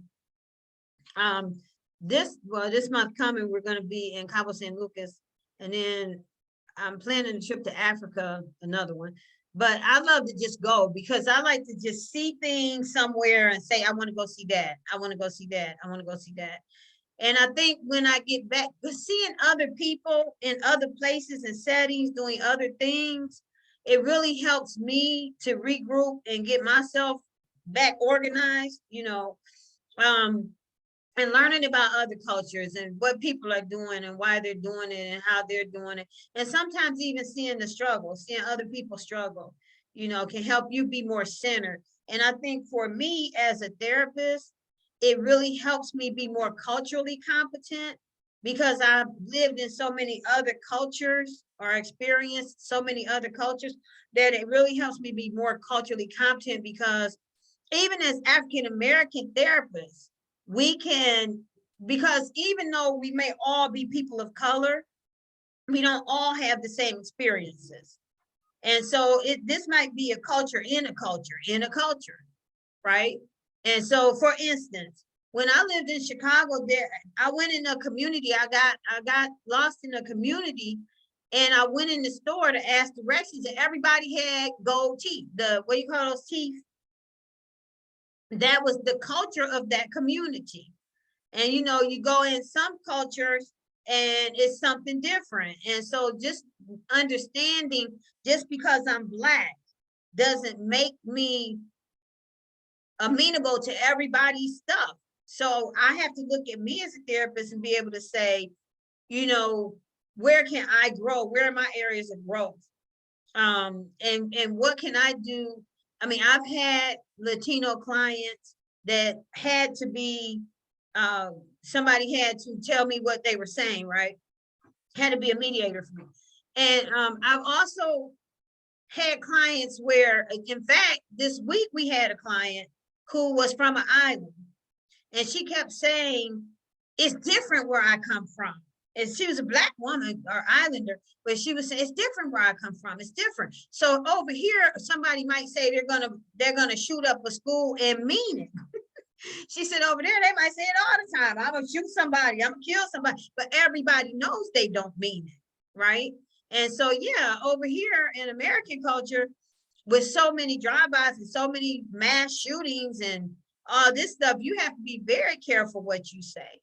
So Sid, you never know who you're sitting in front of. So again, I take the cultural humility route, where I'm not the person who knows everything. I'm not the authoritative figure. I'm the person that wants to learn you and learn your culture, so I can be the best therapist that I can be for you. You know, because a lot of times, even if we're Black and have no experiences and we're therapists, right? Then we're bound. We're bound. Because all I know is what I know. And to me, that's not healthy for any therapist. It's healthy for you to learn other cultures, watch other shows, watch other people. Sometimes I watch the Hispanic channel, and for the life of me, I can't tell what people are saying. And I took Spanish. But I'm watching the behaviors and the characteristics and all that, excuse me, to enhance what I do. And then sometimes I might say, well, can you tell me what this word means? Because they use it all the time, and I'm really not sure which way to use it because of the derivative of the nouns and pronouns and all that stuff. So it's good for us to be the best that we can. Mellissa, did you get on? Because over here, what she's doing, I really want to know how she's doing her self-care. Because when you're in the midst of the battle, which we always are, but just with people all around you that's lost everything and really need somebody to talk to, really need help. I think that's really sad. So my next question is, how do we move people from the thinking about getting therapy to the action, right, of actually getting therapy? Who's Marvin Couch? Who has that sign up? Can y'all see that? I don't know who that is. Go ahead, Tonie. I just think that's a great question. I'm looking forward to I'm looking forward to this discussion about how to move them from just thinking about it, from awareness. Okay, I'm aware I might need counseling, blah blah blah. What should I do? So then, go ahead. I provide education. That's just what I do. Some receive the psychoeducation and they take advantage of it. So that's my aspect, psychoeducation, making them aware. I think that's really good. What do you think, Mellissa? Lieutenant? I think it's more so letting them know that it's an outing. Sometimes when you talk to people that you know, they get comfortable and they get familiar with you, and they kind of put stuff in your head like, no, don't do that, because you don't need no therapist. All they're gonna do is tell you you're crazy. But then at the same time, you're like, you have somebody that doesn't even know you, that's getting to know you, that can actually lead you to something different that you don't know, that may be good for you. Right. So what is therapy? I'm gonna just give you a quick and dirty concept of therapy. I hear so many people saying, I don't want to be told what to do. I'm not going because I don't want nobody telling me what to do, especially men, right? Okay, this therapy is not me telling you what to do. That's not what therapy is at all. Therapy is me getting to know. Okay, let me back up. Therapy, first of all, is me getting a bachelor's degree. I got a couple. A master's degree. These are requirements. A bachelor's, a master's, 600 hours of on-the-job training, 300 hours of supervision. We learn all kinds of modalities from CBT, cognitive behavior therapy, emotive behavior therapy, you name it. We learn different techniques. A modality is a technique. So we learn different techniques to treat all your diagnoses. So we might be talking about post-traumatic stress, depression, anxiety. Our kids with enuresis and encopresis, which is that's wetting and defecating on themselves.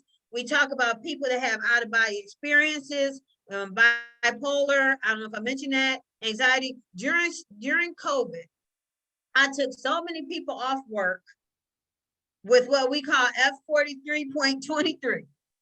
So that's adjustment disorder. It was so many people that said they couldn't go to work. They were terrified. So they couldn't go to work. Dr. Brown, I can't go to work. I just can't go. Okay, so I'm sweating at night. I had people call me sitting outside their jobs that have been in the car for 2 hours crying, just couldn't go in. One person said, I work at Walmart, and he was a stacker, and he said people, those little drive-by things, forklifts, he said people are all on top of me, all around me. I'm nervous. I'm about to have a heart attack. I just can't go. And so when we see all this trauma, you're coming to us because we've had to have all this training, because we've had to do all these requirements by the state of Georgia and whatever state we're in. Again, vet your therapist like you vet your doctor or whoever. You don't have to have that therapist. If something doesn't feel right, you can leave, okay? A lot of times as Black people, we feel like we have to take what's been given to us, and you don't. So if you have I would say to people of color, I wish that you would find a therapist of color, because I may not be able to identify with all of your woes, hurts, and pains, but there's some piece that I can identify with. So I'm gonna say that out loud. Everybody can hate me if they want to, but I just feel like that. I feel like the first thing you should do is find a person of color. And then the second thing you should do is give them a chance, because they didn't get there because they got up and came. You know, as preachers, we say some were sent. Wait, some were called, some were sent, and some just got on up and went. Well, in this, to be licensed, we didn't get on up and went. We had to go and do a lot of school, a lot of training for that. Check your therapist credentials. I see therapists saying they've been practicing for 9 years and just got out of a training program. Check your therapist out. Your brain is an important thing to keep. And so don't just trust it to anybody. Look at your therapist's background. Look at their history. Who are these people that you're trusting yourself with? And that's okay. I'm giving you permission. Check your therapist out. Because anybody can hang up a sign and say that they're a therapist. In Georgia, it's illegal. You have to have a license. And now all these other extra things have come up, and everybody's calling themselves some kind of therapist. And that's okay. They may be doing great work. I don't know. But what I'm saying is, I would trust ones that are governed by the state, whatever state you're in. We do telemental health. We do in person, we do, phone calls if that's what you need. But if you need help, that's what find yourself a therapist. Tonie, what do you want to say about that? I think that was awesome. And some people, when you mention religion, when you ask some people who's their pastor, they can say, I'm under so-and-so, that's my pastor. Then you can say, what gym do you attend? I attend this gym. So we got our spiritual, we've got our physical, but we're missing our mental. And when each person should have a therapist, not because of something just traumatic, but for overall mental health. And it's just a part of your holistic well-being. And so that's just my take. You should be just as proud when they're saying, who's your pastor? What, Jim, you hold on, but you didn't ask me about who my therapist is. Let me tell you who that is. I like that. I like that a lot. I get a lot of people from church. I don't think, okay, I'm a bishop. Let me start with that. I have 16 years of religious college education, okay? But what I'm getting ready to say is this. Just because you have a Bible in your hand doesn't make you a counselor. I graduated from ITC, Interdenominational Theological Center, and sometimes I was wondering, how did this person get in the pulpit? I'd be sitting in the class, just wondering, coming from stuff coming out of their mouth. Not to bash pastor, because I am one, but to be able to say to you, what I was raised with, everything you need is in the Bible, everything you need. When I became a therapist, I learned I can't look in the Bible and learn how to fly airplane, right? I can't, the Bible doesn't teach me how to fly airplane. So that's not necessarily true. Yes, I need love. Yes, I need God and can't breathe without him. And I know that. However, God gave us gifts. Do you remember those in the Bible when it talks about all those gifts? And some people, and the Bible says, how should I hear without a counselor? Before they updated all these Bibles and changed everything around, it says, how should I hear without a counselor, right? And so God understood that we needed extra help. A lot of people come to us because the church counseling is not necessarily confidential. Let's talk about that. When you come to counseling, nothing that you say can go out of our office. If you want something going to somebody else, we have to have a signed consent form.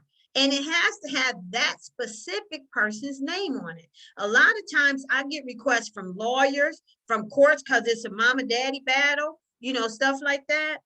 We can't send anything anywhere without your consent. So whatever you talk to us about is strictly confidential. And if you're not going to kill somebody, you're not abusing a senior or abusing a child or going to kill yourself, it can't leave. So if you tell me you killed somebody yesterday, I really can't violate your HIPAA. Now, if you're on your way to kill somebody, I have to violate it. But we're not here to boss you around and tell you what to do. We're here to try to make you be the best person that you can be, help you be authentically you. So a lot of times our kids don't know who they are. They don't even know. Everybody else is telling them who they are. And so we have to be able to help you distinguish who you are, with or without all this extracurricular stuff out here, the noise that's all around you. And that, especially in our community, is a necessity because our kids are lost. They're following the wrong things. We found this horrible music. Most of the girls think they have to be tramps, and for men to like them, they have to take their clothes off and do all kinds of, what are they calling it now? What was the thing with all the sex in it? The movie, I want, help me, y'all. The movie where it was all pretty much all sex. The guy was rich and he wanted the girl to go in the room with all the toys and the whips. And gray, something about gray. Yeah.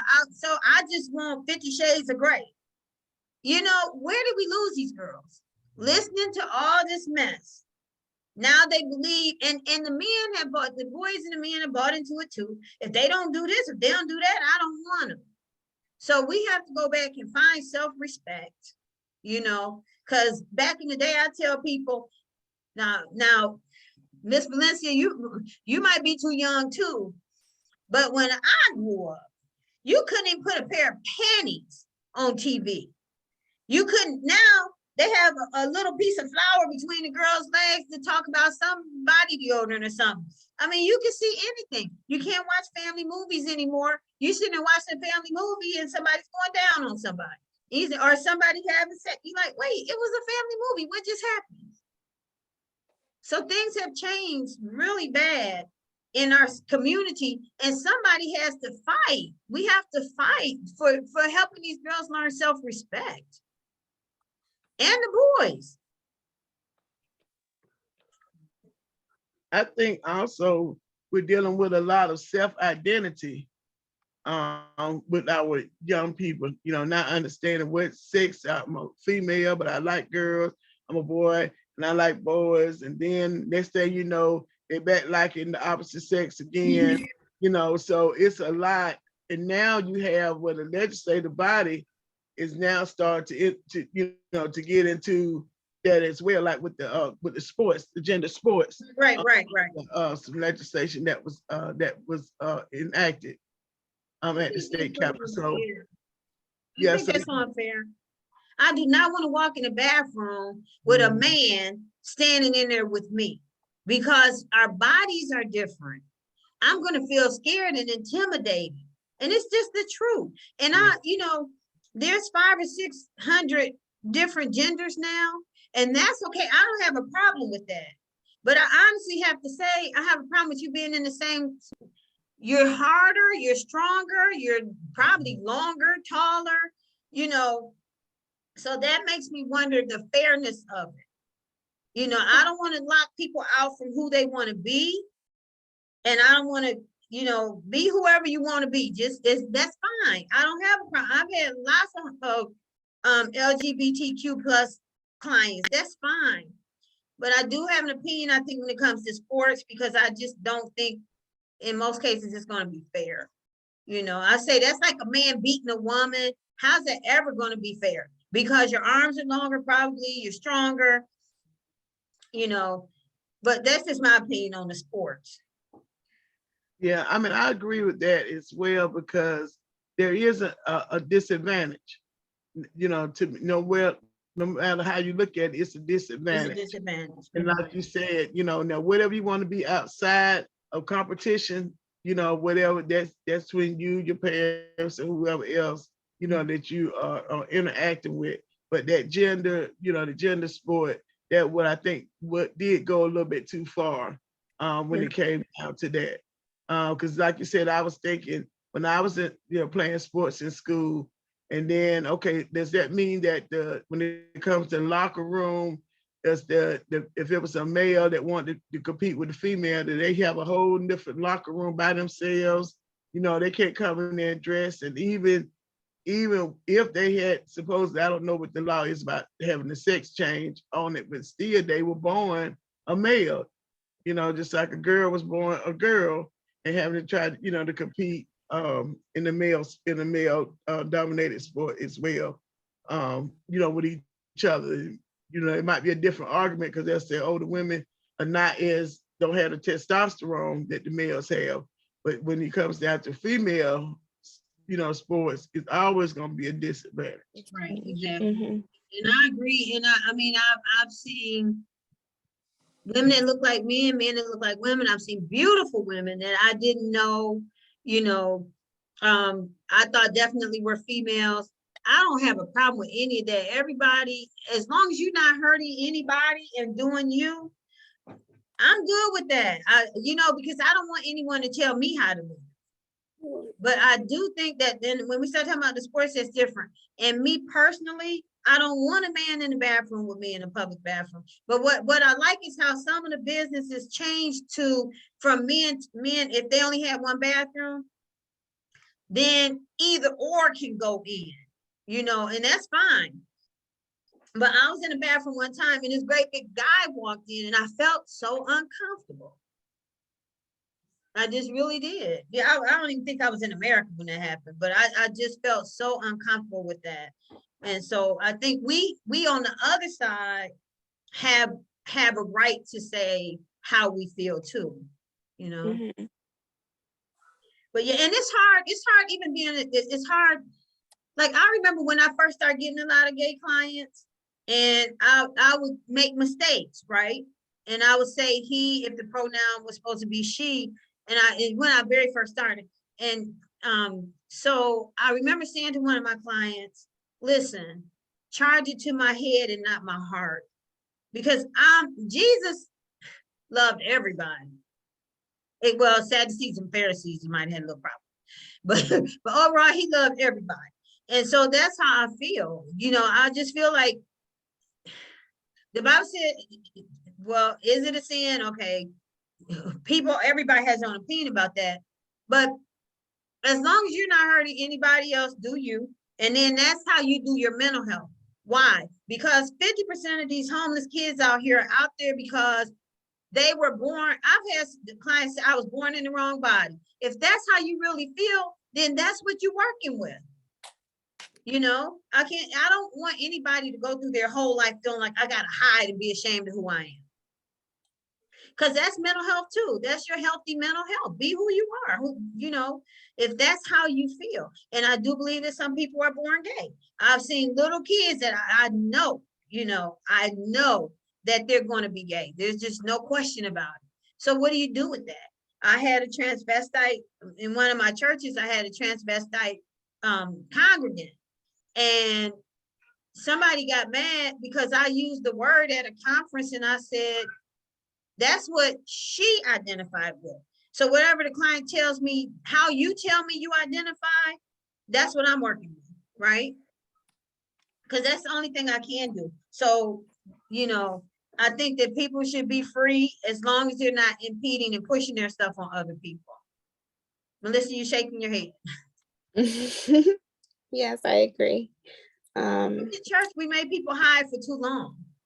And then, like, remember the guy that was, he was trans, but he didn't get fully changed over, but they put him in the prison with the women and got them pregnant. So that's my thing, is like, you know, we have to be more careful in society, because now these kids, they're so confused when it comes to TV shows, just it being so open and out. These kids don't know, and then they're trying to follow on social media. They're just trying to find somewhere to fit in. And you know, young kids are so impressionable. I had a kid whose brothers had him watching a lot of, so now Pornhub, because I was like, where you get that from? Pornhub, 5 years old, trying to tell me about Pornhub. But you don't know what exactly is going on in front of you. So you're making motions like this to me. You know, they don't have the language. And so they're being exposed to things way too early that they don't have the language to even talk about. And that's really sad. You know, these kids are out here having sex. I've had kids brought in because they were having sex at 5 years old. What are we doing, parents? I'm kind of confused. So, you know, I know you can't watch every movie your child is making, but we have to do a better job, because 5-year-olds should know about Pornhub, and they certainly shouldn't be having sex, you know. And then there's this hierarchy again in the family where the older child is having sex with the younger children. And I was amazed. I had a case, I went and did a lot of research. So we know this didn't, I hate to say this, but we know this didn't come from a Black perspective, right? But the law was that it was normal for these kids to be having all this sex inside these families with these little kids. And I had a guy tell me one time that his sister was coming, older white guy, his sister was coming, and him and his brothers couldn't wait to have sex with her. Now, he probably 60 at the time. The girl, I said, well, how old is she? She was young, real young. And I said, you don't feel any kind of way about that? No, she likes it. But when y'all start having sex with her? Oh, she was about 10. She likes it. She wanted it. That's crazy. She doesn't even know at 10. She doesn't even know what's happening to her. So our society is perverted, and we have to, somebody has to come back and say, this is wrong, and stand up for it. Because I read the research and it was okay. A lot of that stuff was okay. And I'm like, who does this? What do you think, Antionette? You work with kids? I think you made a great point when you said, the young lady said, I work all the time, but you expect me to parent all the time. And so a lot of times, if you're not in the home, then you're not seeing what's going on in the home. And so one of the things is being financially in a place where you're financially able to have a stable home. Parents, every time I go out, I'm spending $15, $20 for a meal. I remember I used to get a meal for $3. It's customary now, and that's just me. And so parents are working 2, 3, 4 jobs, a single mother. she's not home. And so if you're not home raising the children, then who's raising the children? The children. The neighbors' kids, because the neighbors are coming to your house and having sex with your kids. And it's not even all just about sex. It's just about if I came to you and I told you something was going on, let's say I said, Mom, I'm thinking about having sex, and you talk to me in such a harsh way, then I'm not able to tell you. But if I talk to Mellissa or Honorable Stovall and she's willing to listen, then I'm going to come to you. You shut me out. So I'm not going to be able to tell you if I'm thinking about, I like the boy, he's cute, or I like the girl, she's pretty. I'm going to talk to Mellissa, Honorable Stovall, who said, come sit down here. You want something to drink? And so I'm getting my advice from them and not you. And yeah, that's so, true. I was going to jump in and say, as you were talking, it reminds me of my dad telling me about when he was used to be a youth counselor in Atlanta. And he said that, he dealt with a lot of teenagers. And he said he remember one teenager had become pregnant. She was a teenager.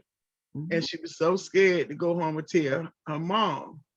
And but she came to my dad to tell him and said, would you tell my mom for me, because she's going to kick me out. She's going to put me out. She's going to beat me. She's going to do this.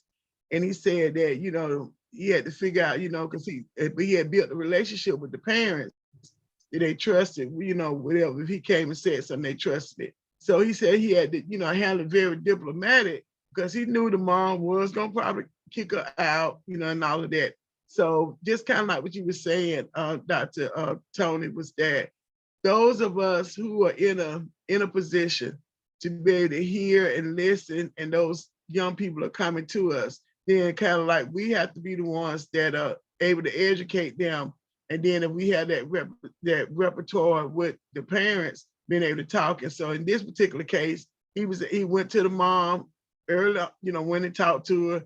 He didn't start off talking about it first, talking about some other stuff. And then he said, our children just do some stuff that we just don't appreciate, we be upset about what they're doing. And he kind of coasted her into it, said, when you was a teenager, you done some things that you didn't, your parents was upset with you about. Yeah, Stovall, you right, I did. And then he kind of eased into it, about what happened with the daughter. He said, now don't put her out, because if you put her out, who's going to help her to become, a good mother, or teach her how to become a thing she need to.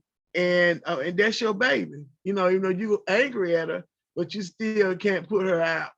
And so as he was, able to talk to the parent, she, and then the little girl, she came in, to the room. My daddy started off first, and then, the young lady came in. And so just listen to him tell that story. And he was like, almost like what you were saying about the different talents and gifts that God give us.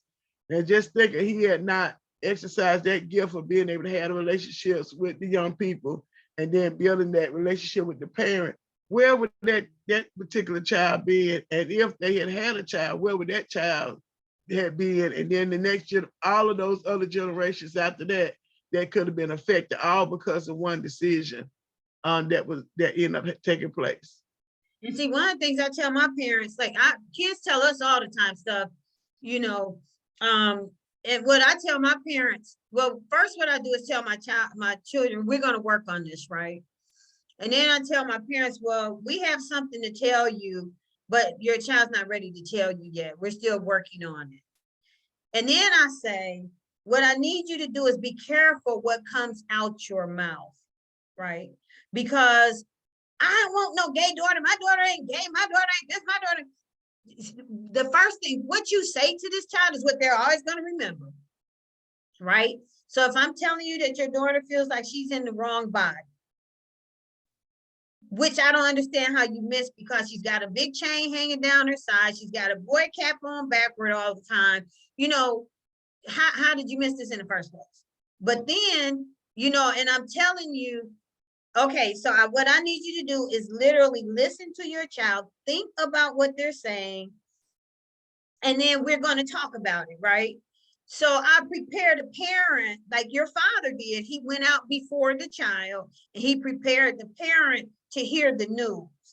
Because like I said, 50% of our homeless kids are gay and they got kicked out the house. Now they're out there getting raped and homeless, sleeping in burnout buildings and all kinds of abuses happening to them.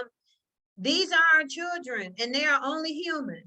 And every one of us, if you consider that a sin, every one of us has sinned. The Bible said there's no greater, no lesser sin. And so why are we kicking our kids out in the street?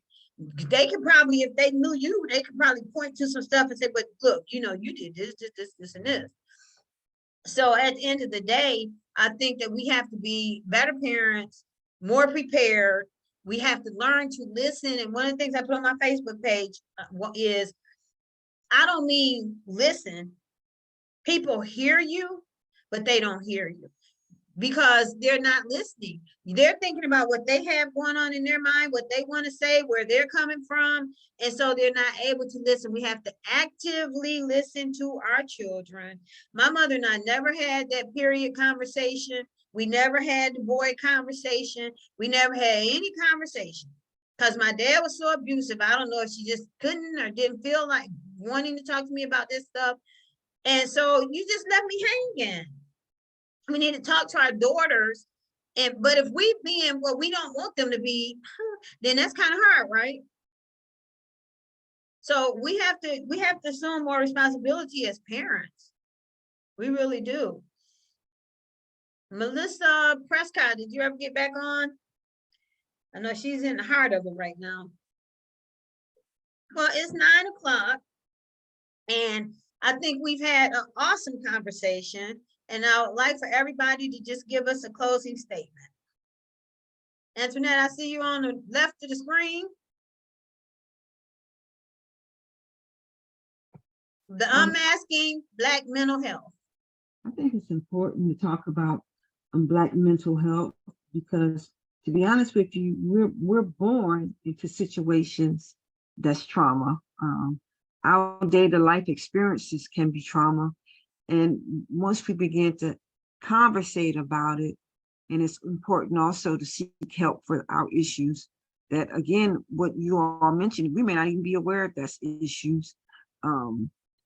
Being Black in America, in the world, is a traumatic experience. And that alone is something that we need to seek help for. Honorable Stovall. Yes, thank you again for this very, very good conversation. I learned some more. Every time I talk to you all, I learn something more, especially in this space of mental health, because it touches every facet of our lives. And if you're not, mentally sound, you cannot be mentally successful. And so having these types of conversations are very important, but more importantly, is being able for you to reach out to your elected officials and press upon them the importance of making mental health a priority in the state of Georgia. And that's from your local city level, that's on your county level, and then on your state level, and even on the federal level, because funds come down from the federal government to the state, and then the state down to the counties and the cities. And then sometimes the state has its own pool of money. That all of it is our taxpayer money that's able to be distributed out as well. And so unless you have the resources to be able to get the help, many times our communities and our Black communities don't get it because of the stigma behind it. And I love the idea of what you came up with Dr. Brown about having a driving and you able to drive mental health. What was it called? Mental health check. Yeah, mental health. That, yeah. And that may be something that could be that might be one thing we start pushing when it comes down to our policymakers. Because with them, you have to do one step at a time, one step. Even the bill that was just passed this past legislative session, House Bill 1013, was a mental health parity bill. And it was signed into law, and its goal is to help adults and children access affordable treatment for mental health and substance abuse disorders in Georgia. And so So that now we know that that bill is law. Then we may say come back, you know, as the Black community saying, okay, this is what we see. We can start off one step here, and then we go to the next step, and then the other one in concert to that in our schools where we have all our African American and Black kids in them. We know they're coming from traumatic homes, and they're bringing it into the schools. So if we want to combat teacher burnout and teachers leaving, because after a while, if you don't have the humans there to educate our kids, then the artificial intelligence is gonna start educating our kids. That's right. And what's gonna happen, those communities that are lower income gonna suffer the most because they're not gonna be able to afford all those things that come with being able to access and go virtual. Because that means the kids gonna be at home. But if I got to work, just like during the pandemic, where are my kids gonna be? So those communities gonna suffer the most when it comes down if you don't have a human being teacher that's gonna be in those classrooms. But it comes from having the resources to combat mental health. And then you see the burnout in the teachers. So it's a lot that's, you know, that revolves around the economic issue with it. Like I said earlier, if you're not mentally sound, I can't start a business. I can't be an entrepreneur. Small business make up 60% of the USA. And so, and then they're the ones that hire. But if I'm not mentally sound, I can't start a business. If I'm not mentally sound, I can't go to work.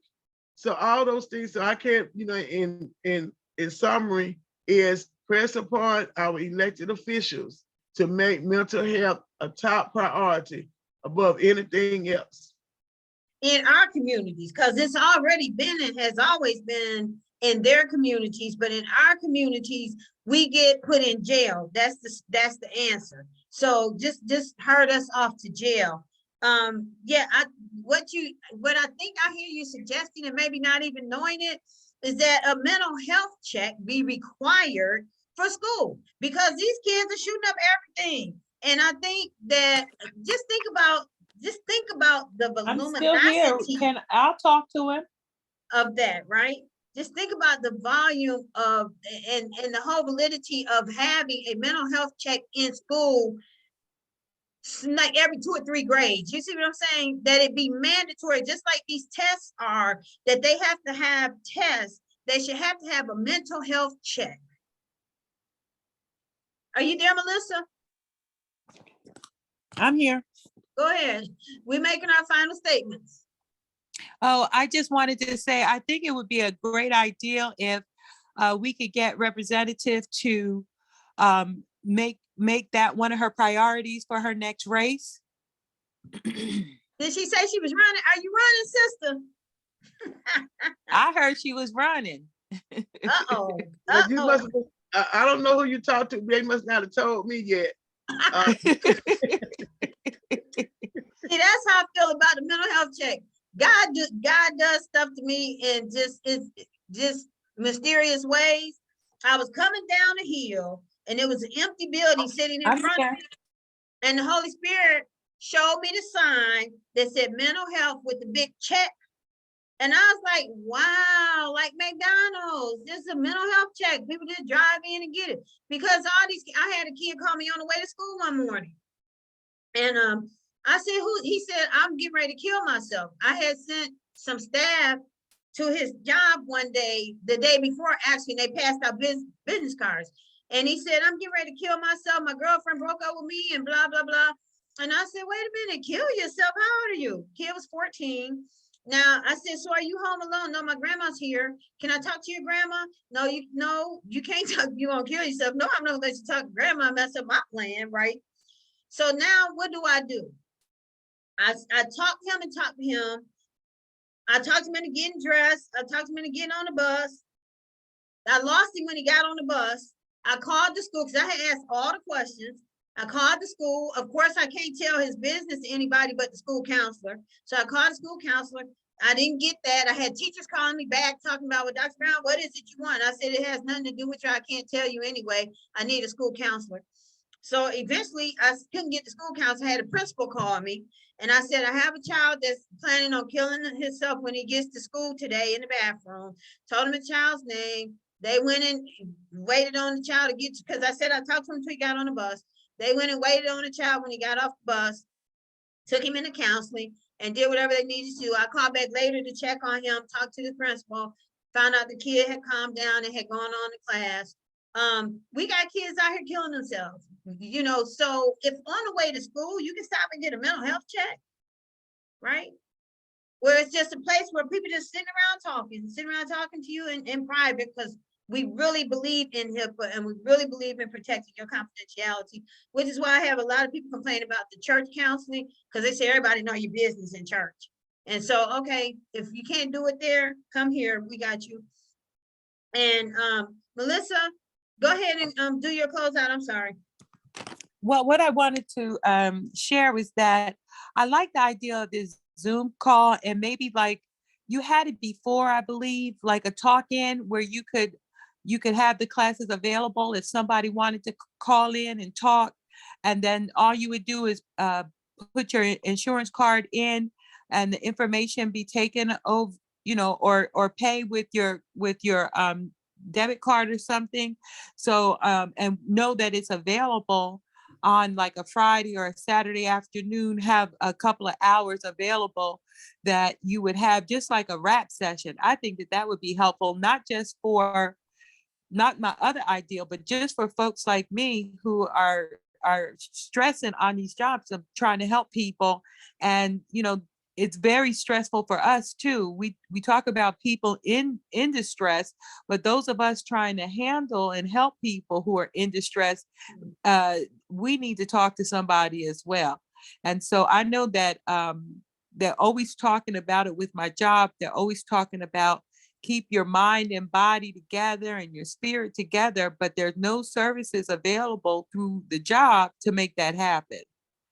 That's why it was so important to me, for me to get on the call with you tonight, just to hear folks talk about something that, you know, it's important to me, and so, you know, come up with ideals and hear different ideals about what services could be available if we could support those kinds of services in our community. And that's just something that I had in my mind that I wanted to say, because I'm stressing with somebody on the phone right now and I can't help her, and she's manic.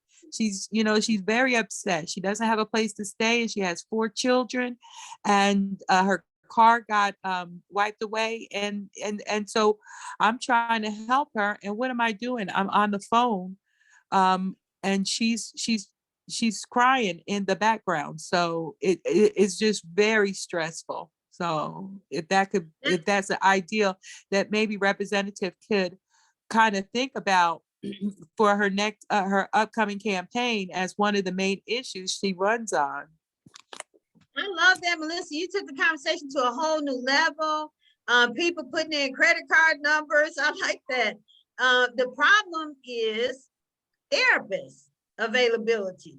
And, you know, I would need some help. Like, we need so many volunteers right now, because in the whole 30 years that we've been in practice, we've gotten a $5,000 grant when we first started in 94, 93 from okay, so if you can't get the guy to talk to me, then I don't know what more I can do. Give me back to her. Give me back to the lady. Mellissa, mute your mic. But I'm sorry. So I really think that just that whole idea of people putting in credit cards and having some place to call, like a 911, I need some help. I think if those were more readily available, like the mental health check, which is technically what we're still talking about, I think if those were more readily available, we would have a lot less killings, because people don't always want to kill or kill themselves. They just don't know what else to do. I'm at the end of my rope. I can't take this anymore. Take it from a 3 or 4 times suicide attempt T. I just created some stuff. But, you know, I just want it out. Look at me now, you know, so I didn't have to die. But to me at the time, that was the only out, was just kill myself. I want to watch him hit her one more time. I'm tired of jumping on his back and getting thrown somewhere, you know. So if I had had some place to go, somebody to talk to, you know, I would not have probably been trying to kill myself all those times to get away from that situation as a child. So yes, Mellissa, you took it to a whole nother level. Both of those things, you know, like I said, I was coming down the hill and I looked up, it was a vacant building, and the Lord just showed me mental health check on the face of that building, and then said, what if they were like McDonald's? People just drive in, get the help they need, go on about their business. It would probably be a lot less suicides, a lot less murders, a lot less everything, if you know, because I've been there where I wanted to murder somebody too. But you know, people snap in a moment. People just, it takes a moment to snap. It might, it's out of character. A lot of times you find people in jail that didn't have a record for murder. They just snapped. They couldn't take one more thing and they snapped. And so we have to provide care, like Melissa is saying, for people who need it when they need it. When they need it. I'm Bishop Dr. Tonya Sumner Brown, owner, founder, Operation Street Harvest, A Love Counseling Center, and Georgia Black License Association of Counselors. We are located at 4153 Flat Shoals Parkway, Building C, Suite 324H in the Trinity Office Park Plaza. Our number is 404-316-0226. And we're there. If you need help, call our office. That number again was 404-316-0226. Help is here. Sometimes you have to go the extra step to look for that help, to get that help. It's there. And it might be hard, but don't give up. Don't kill yourself. Don't kill anyone else. Don't abuse anybody. If you feel that, and I tell people anger is okay. It's okay to be mad. The Bible said be mad, just don't sin. So you can be mad, but it's what you do with that anger. We have anger management classes that you can come to. Antionette teaches them. They are dynamite. I've had grown men coming back to me saying, Dr. Brown, it worked. I didn't think it was going to work. Man, she liked that or whatever. The anger management classes are good. Your kids need to be in anger management. You need to be in anger management. We all have anger sometime. I had to quit a job I was so mad I could just envision myself, you know. So you just, life happens. As long as we live, life's gonna happen. It's gonna keep on happening. It's okay to be angry. It's okay not to be okay. I'm Bishop Dr. Tonya Sumner Brown, and I said it. It's okay not to be okay. Give somebody a call. If not us, then somebody else. And we are going to sign off and thank you for your time.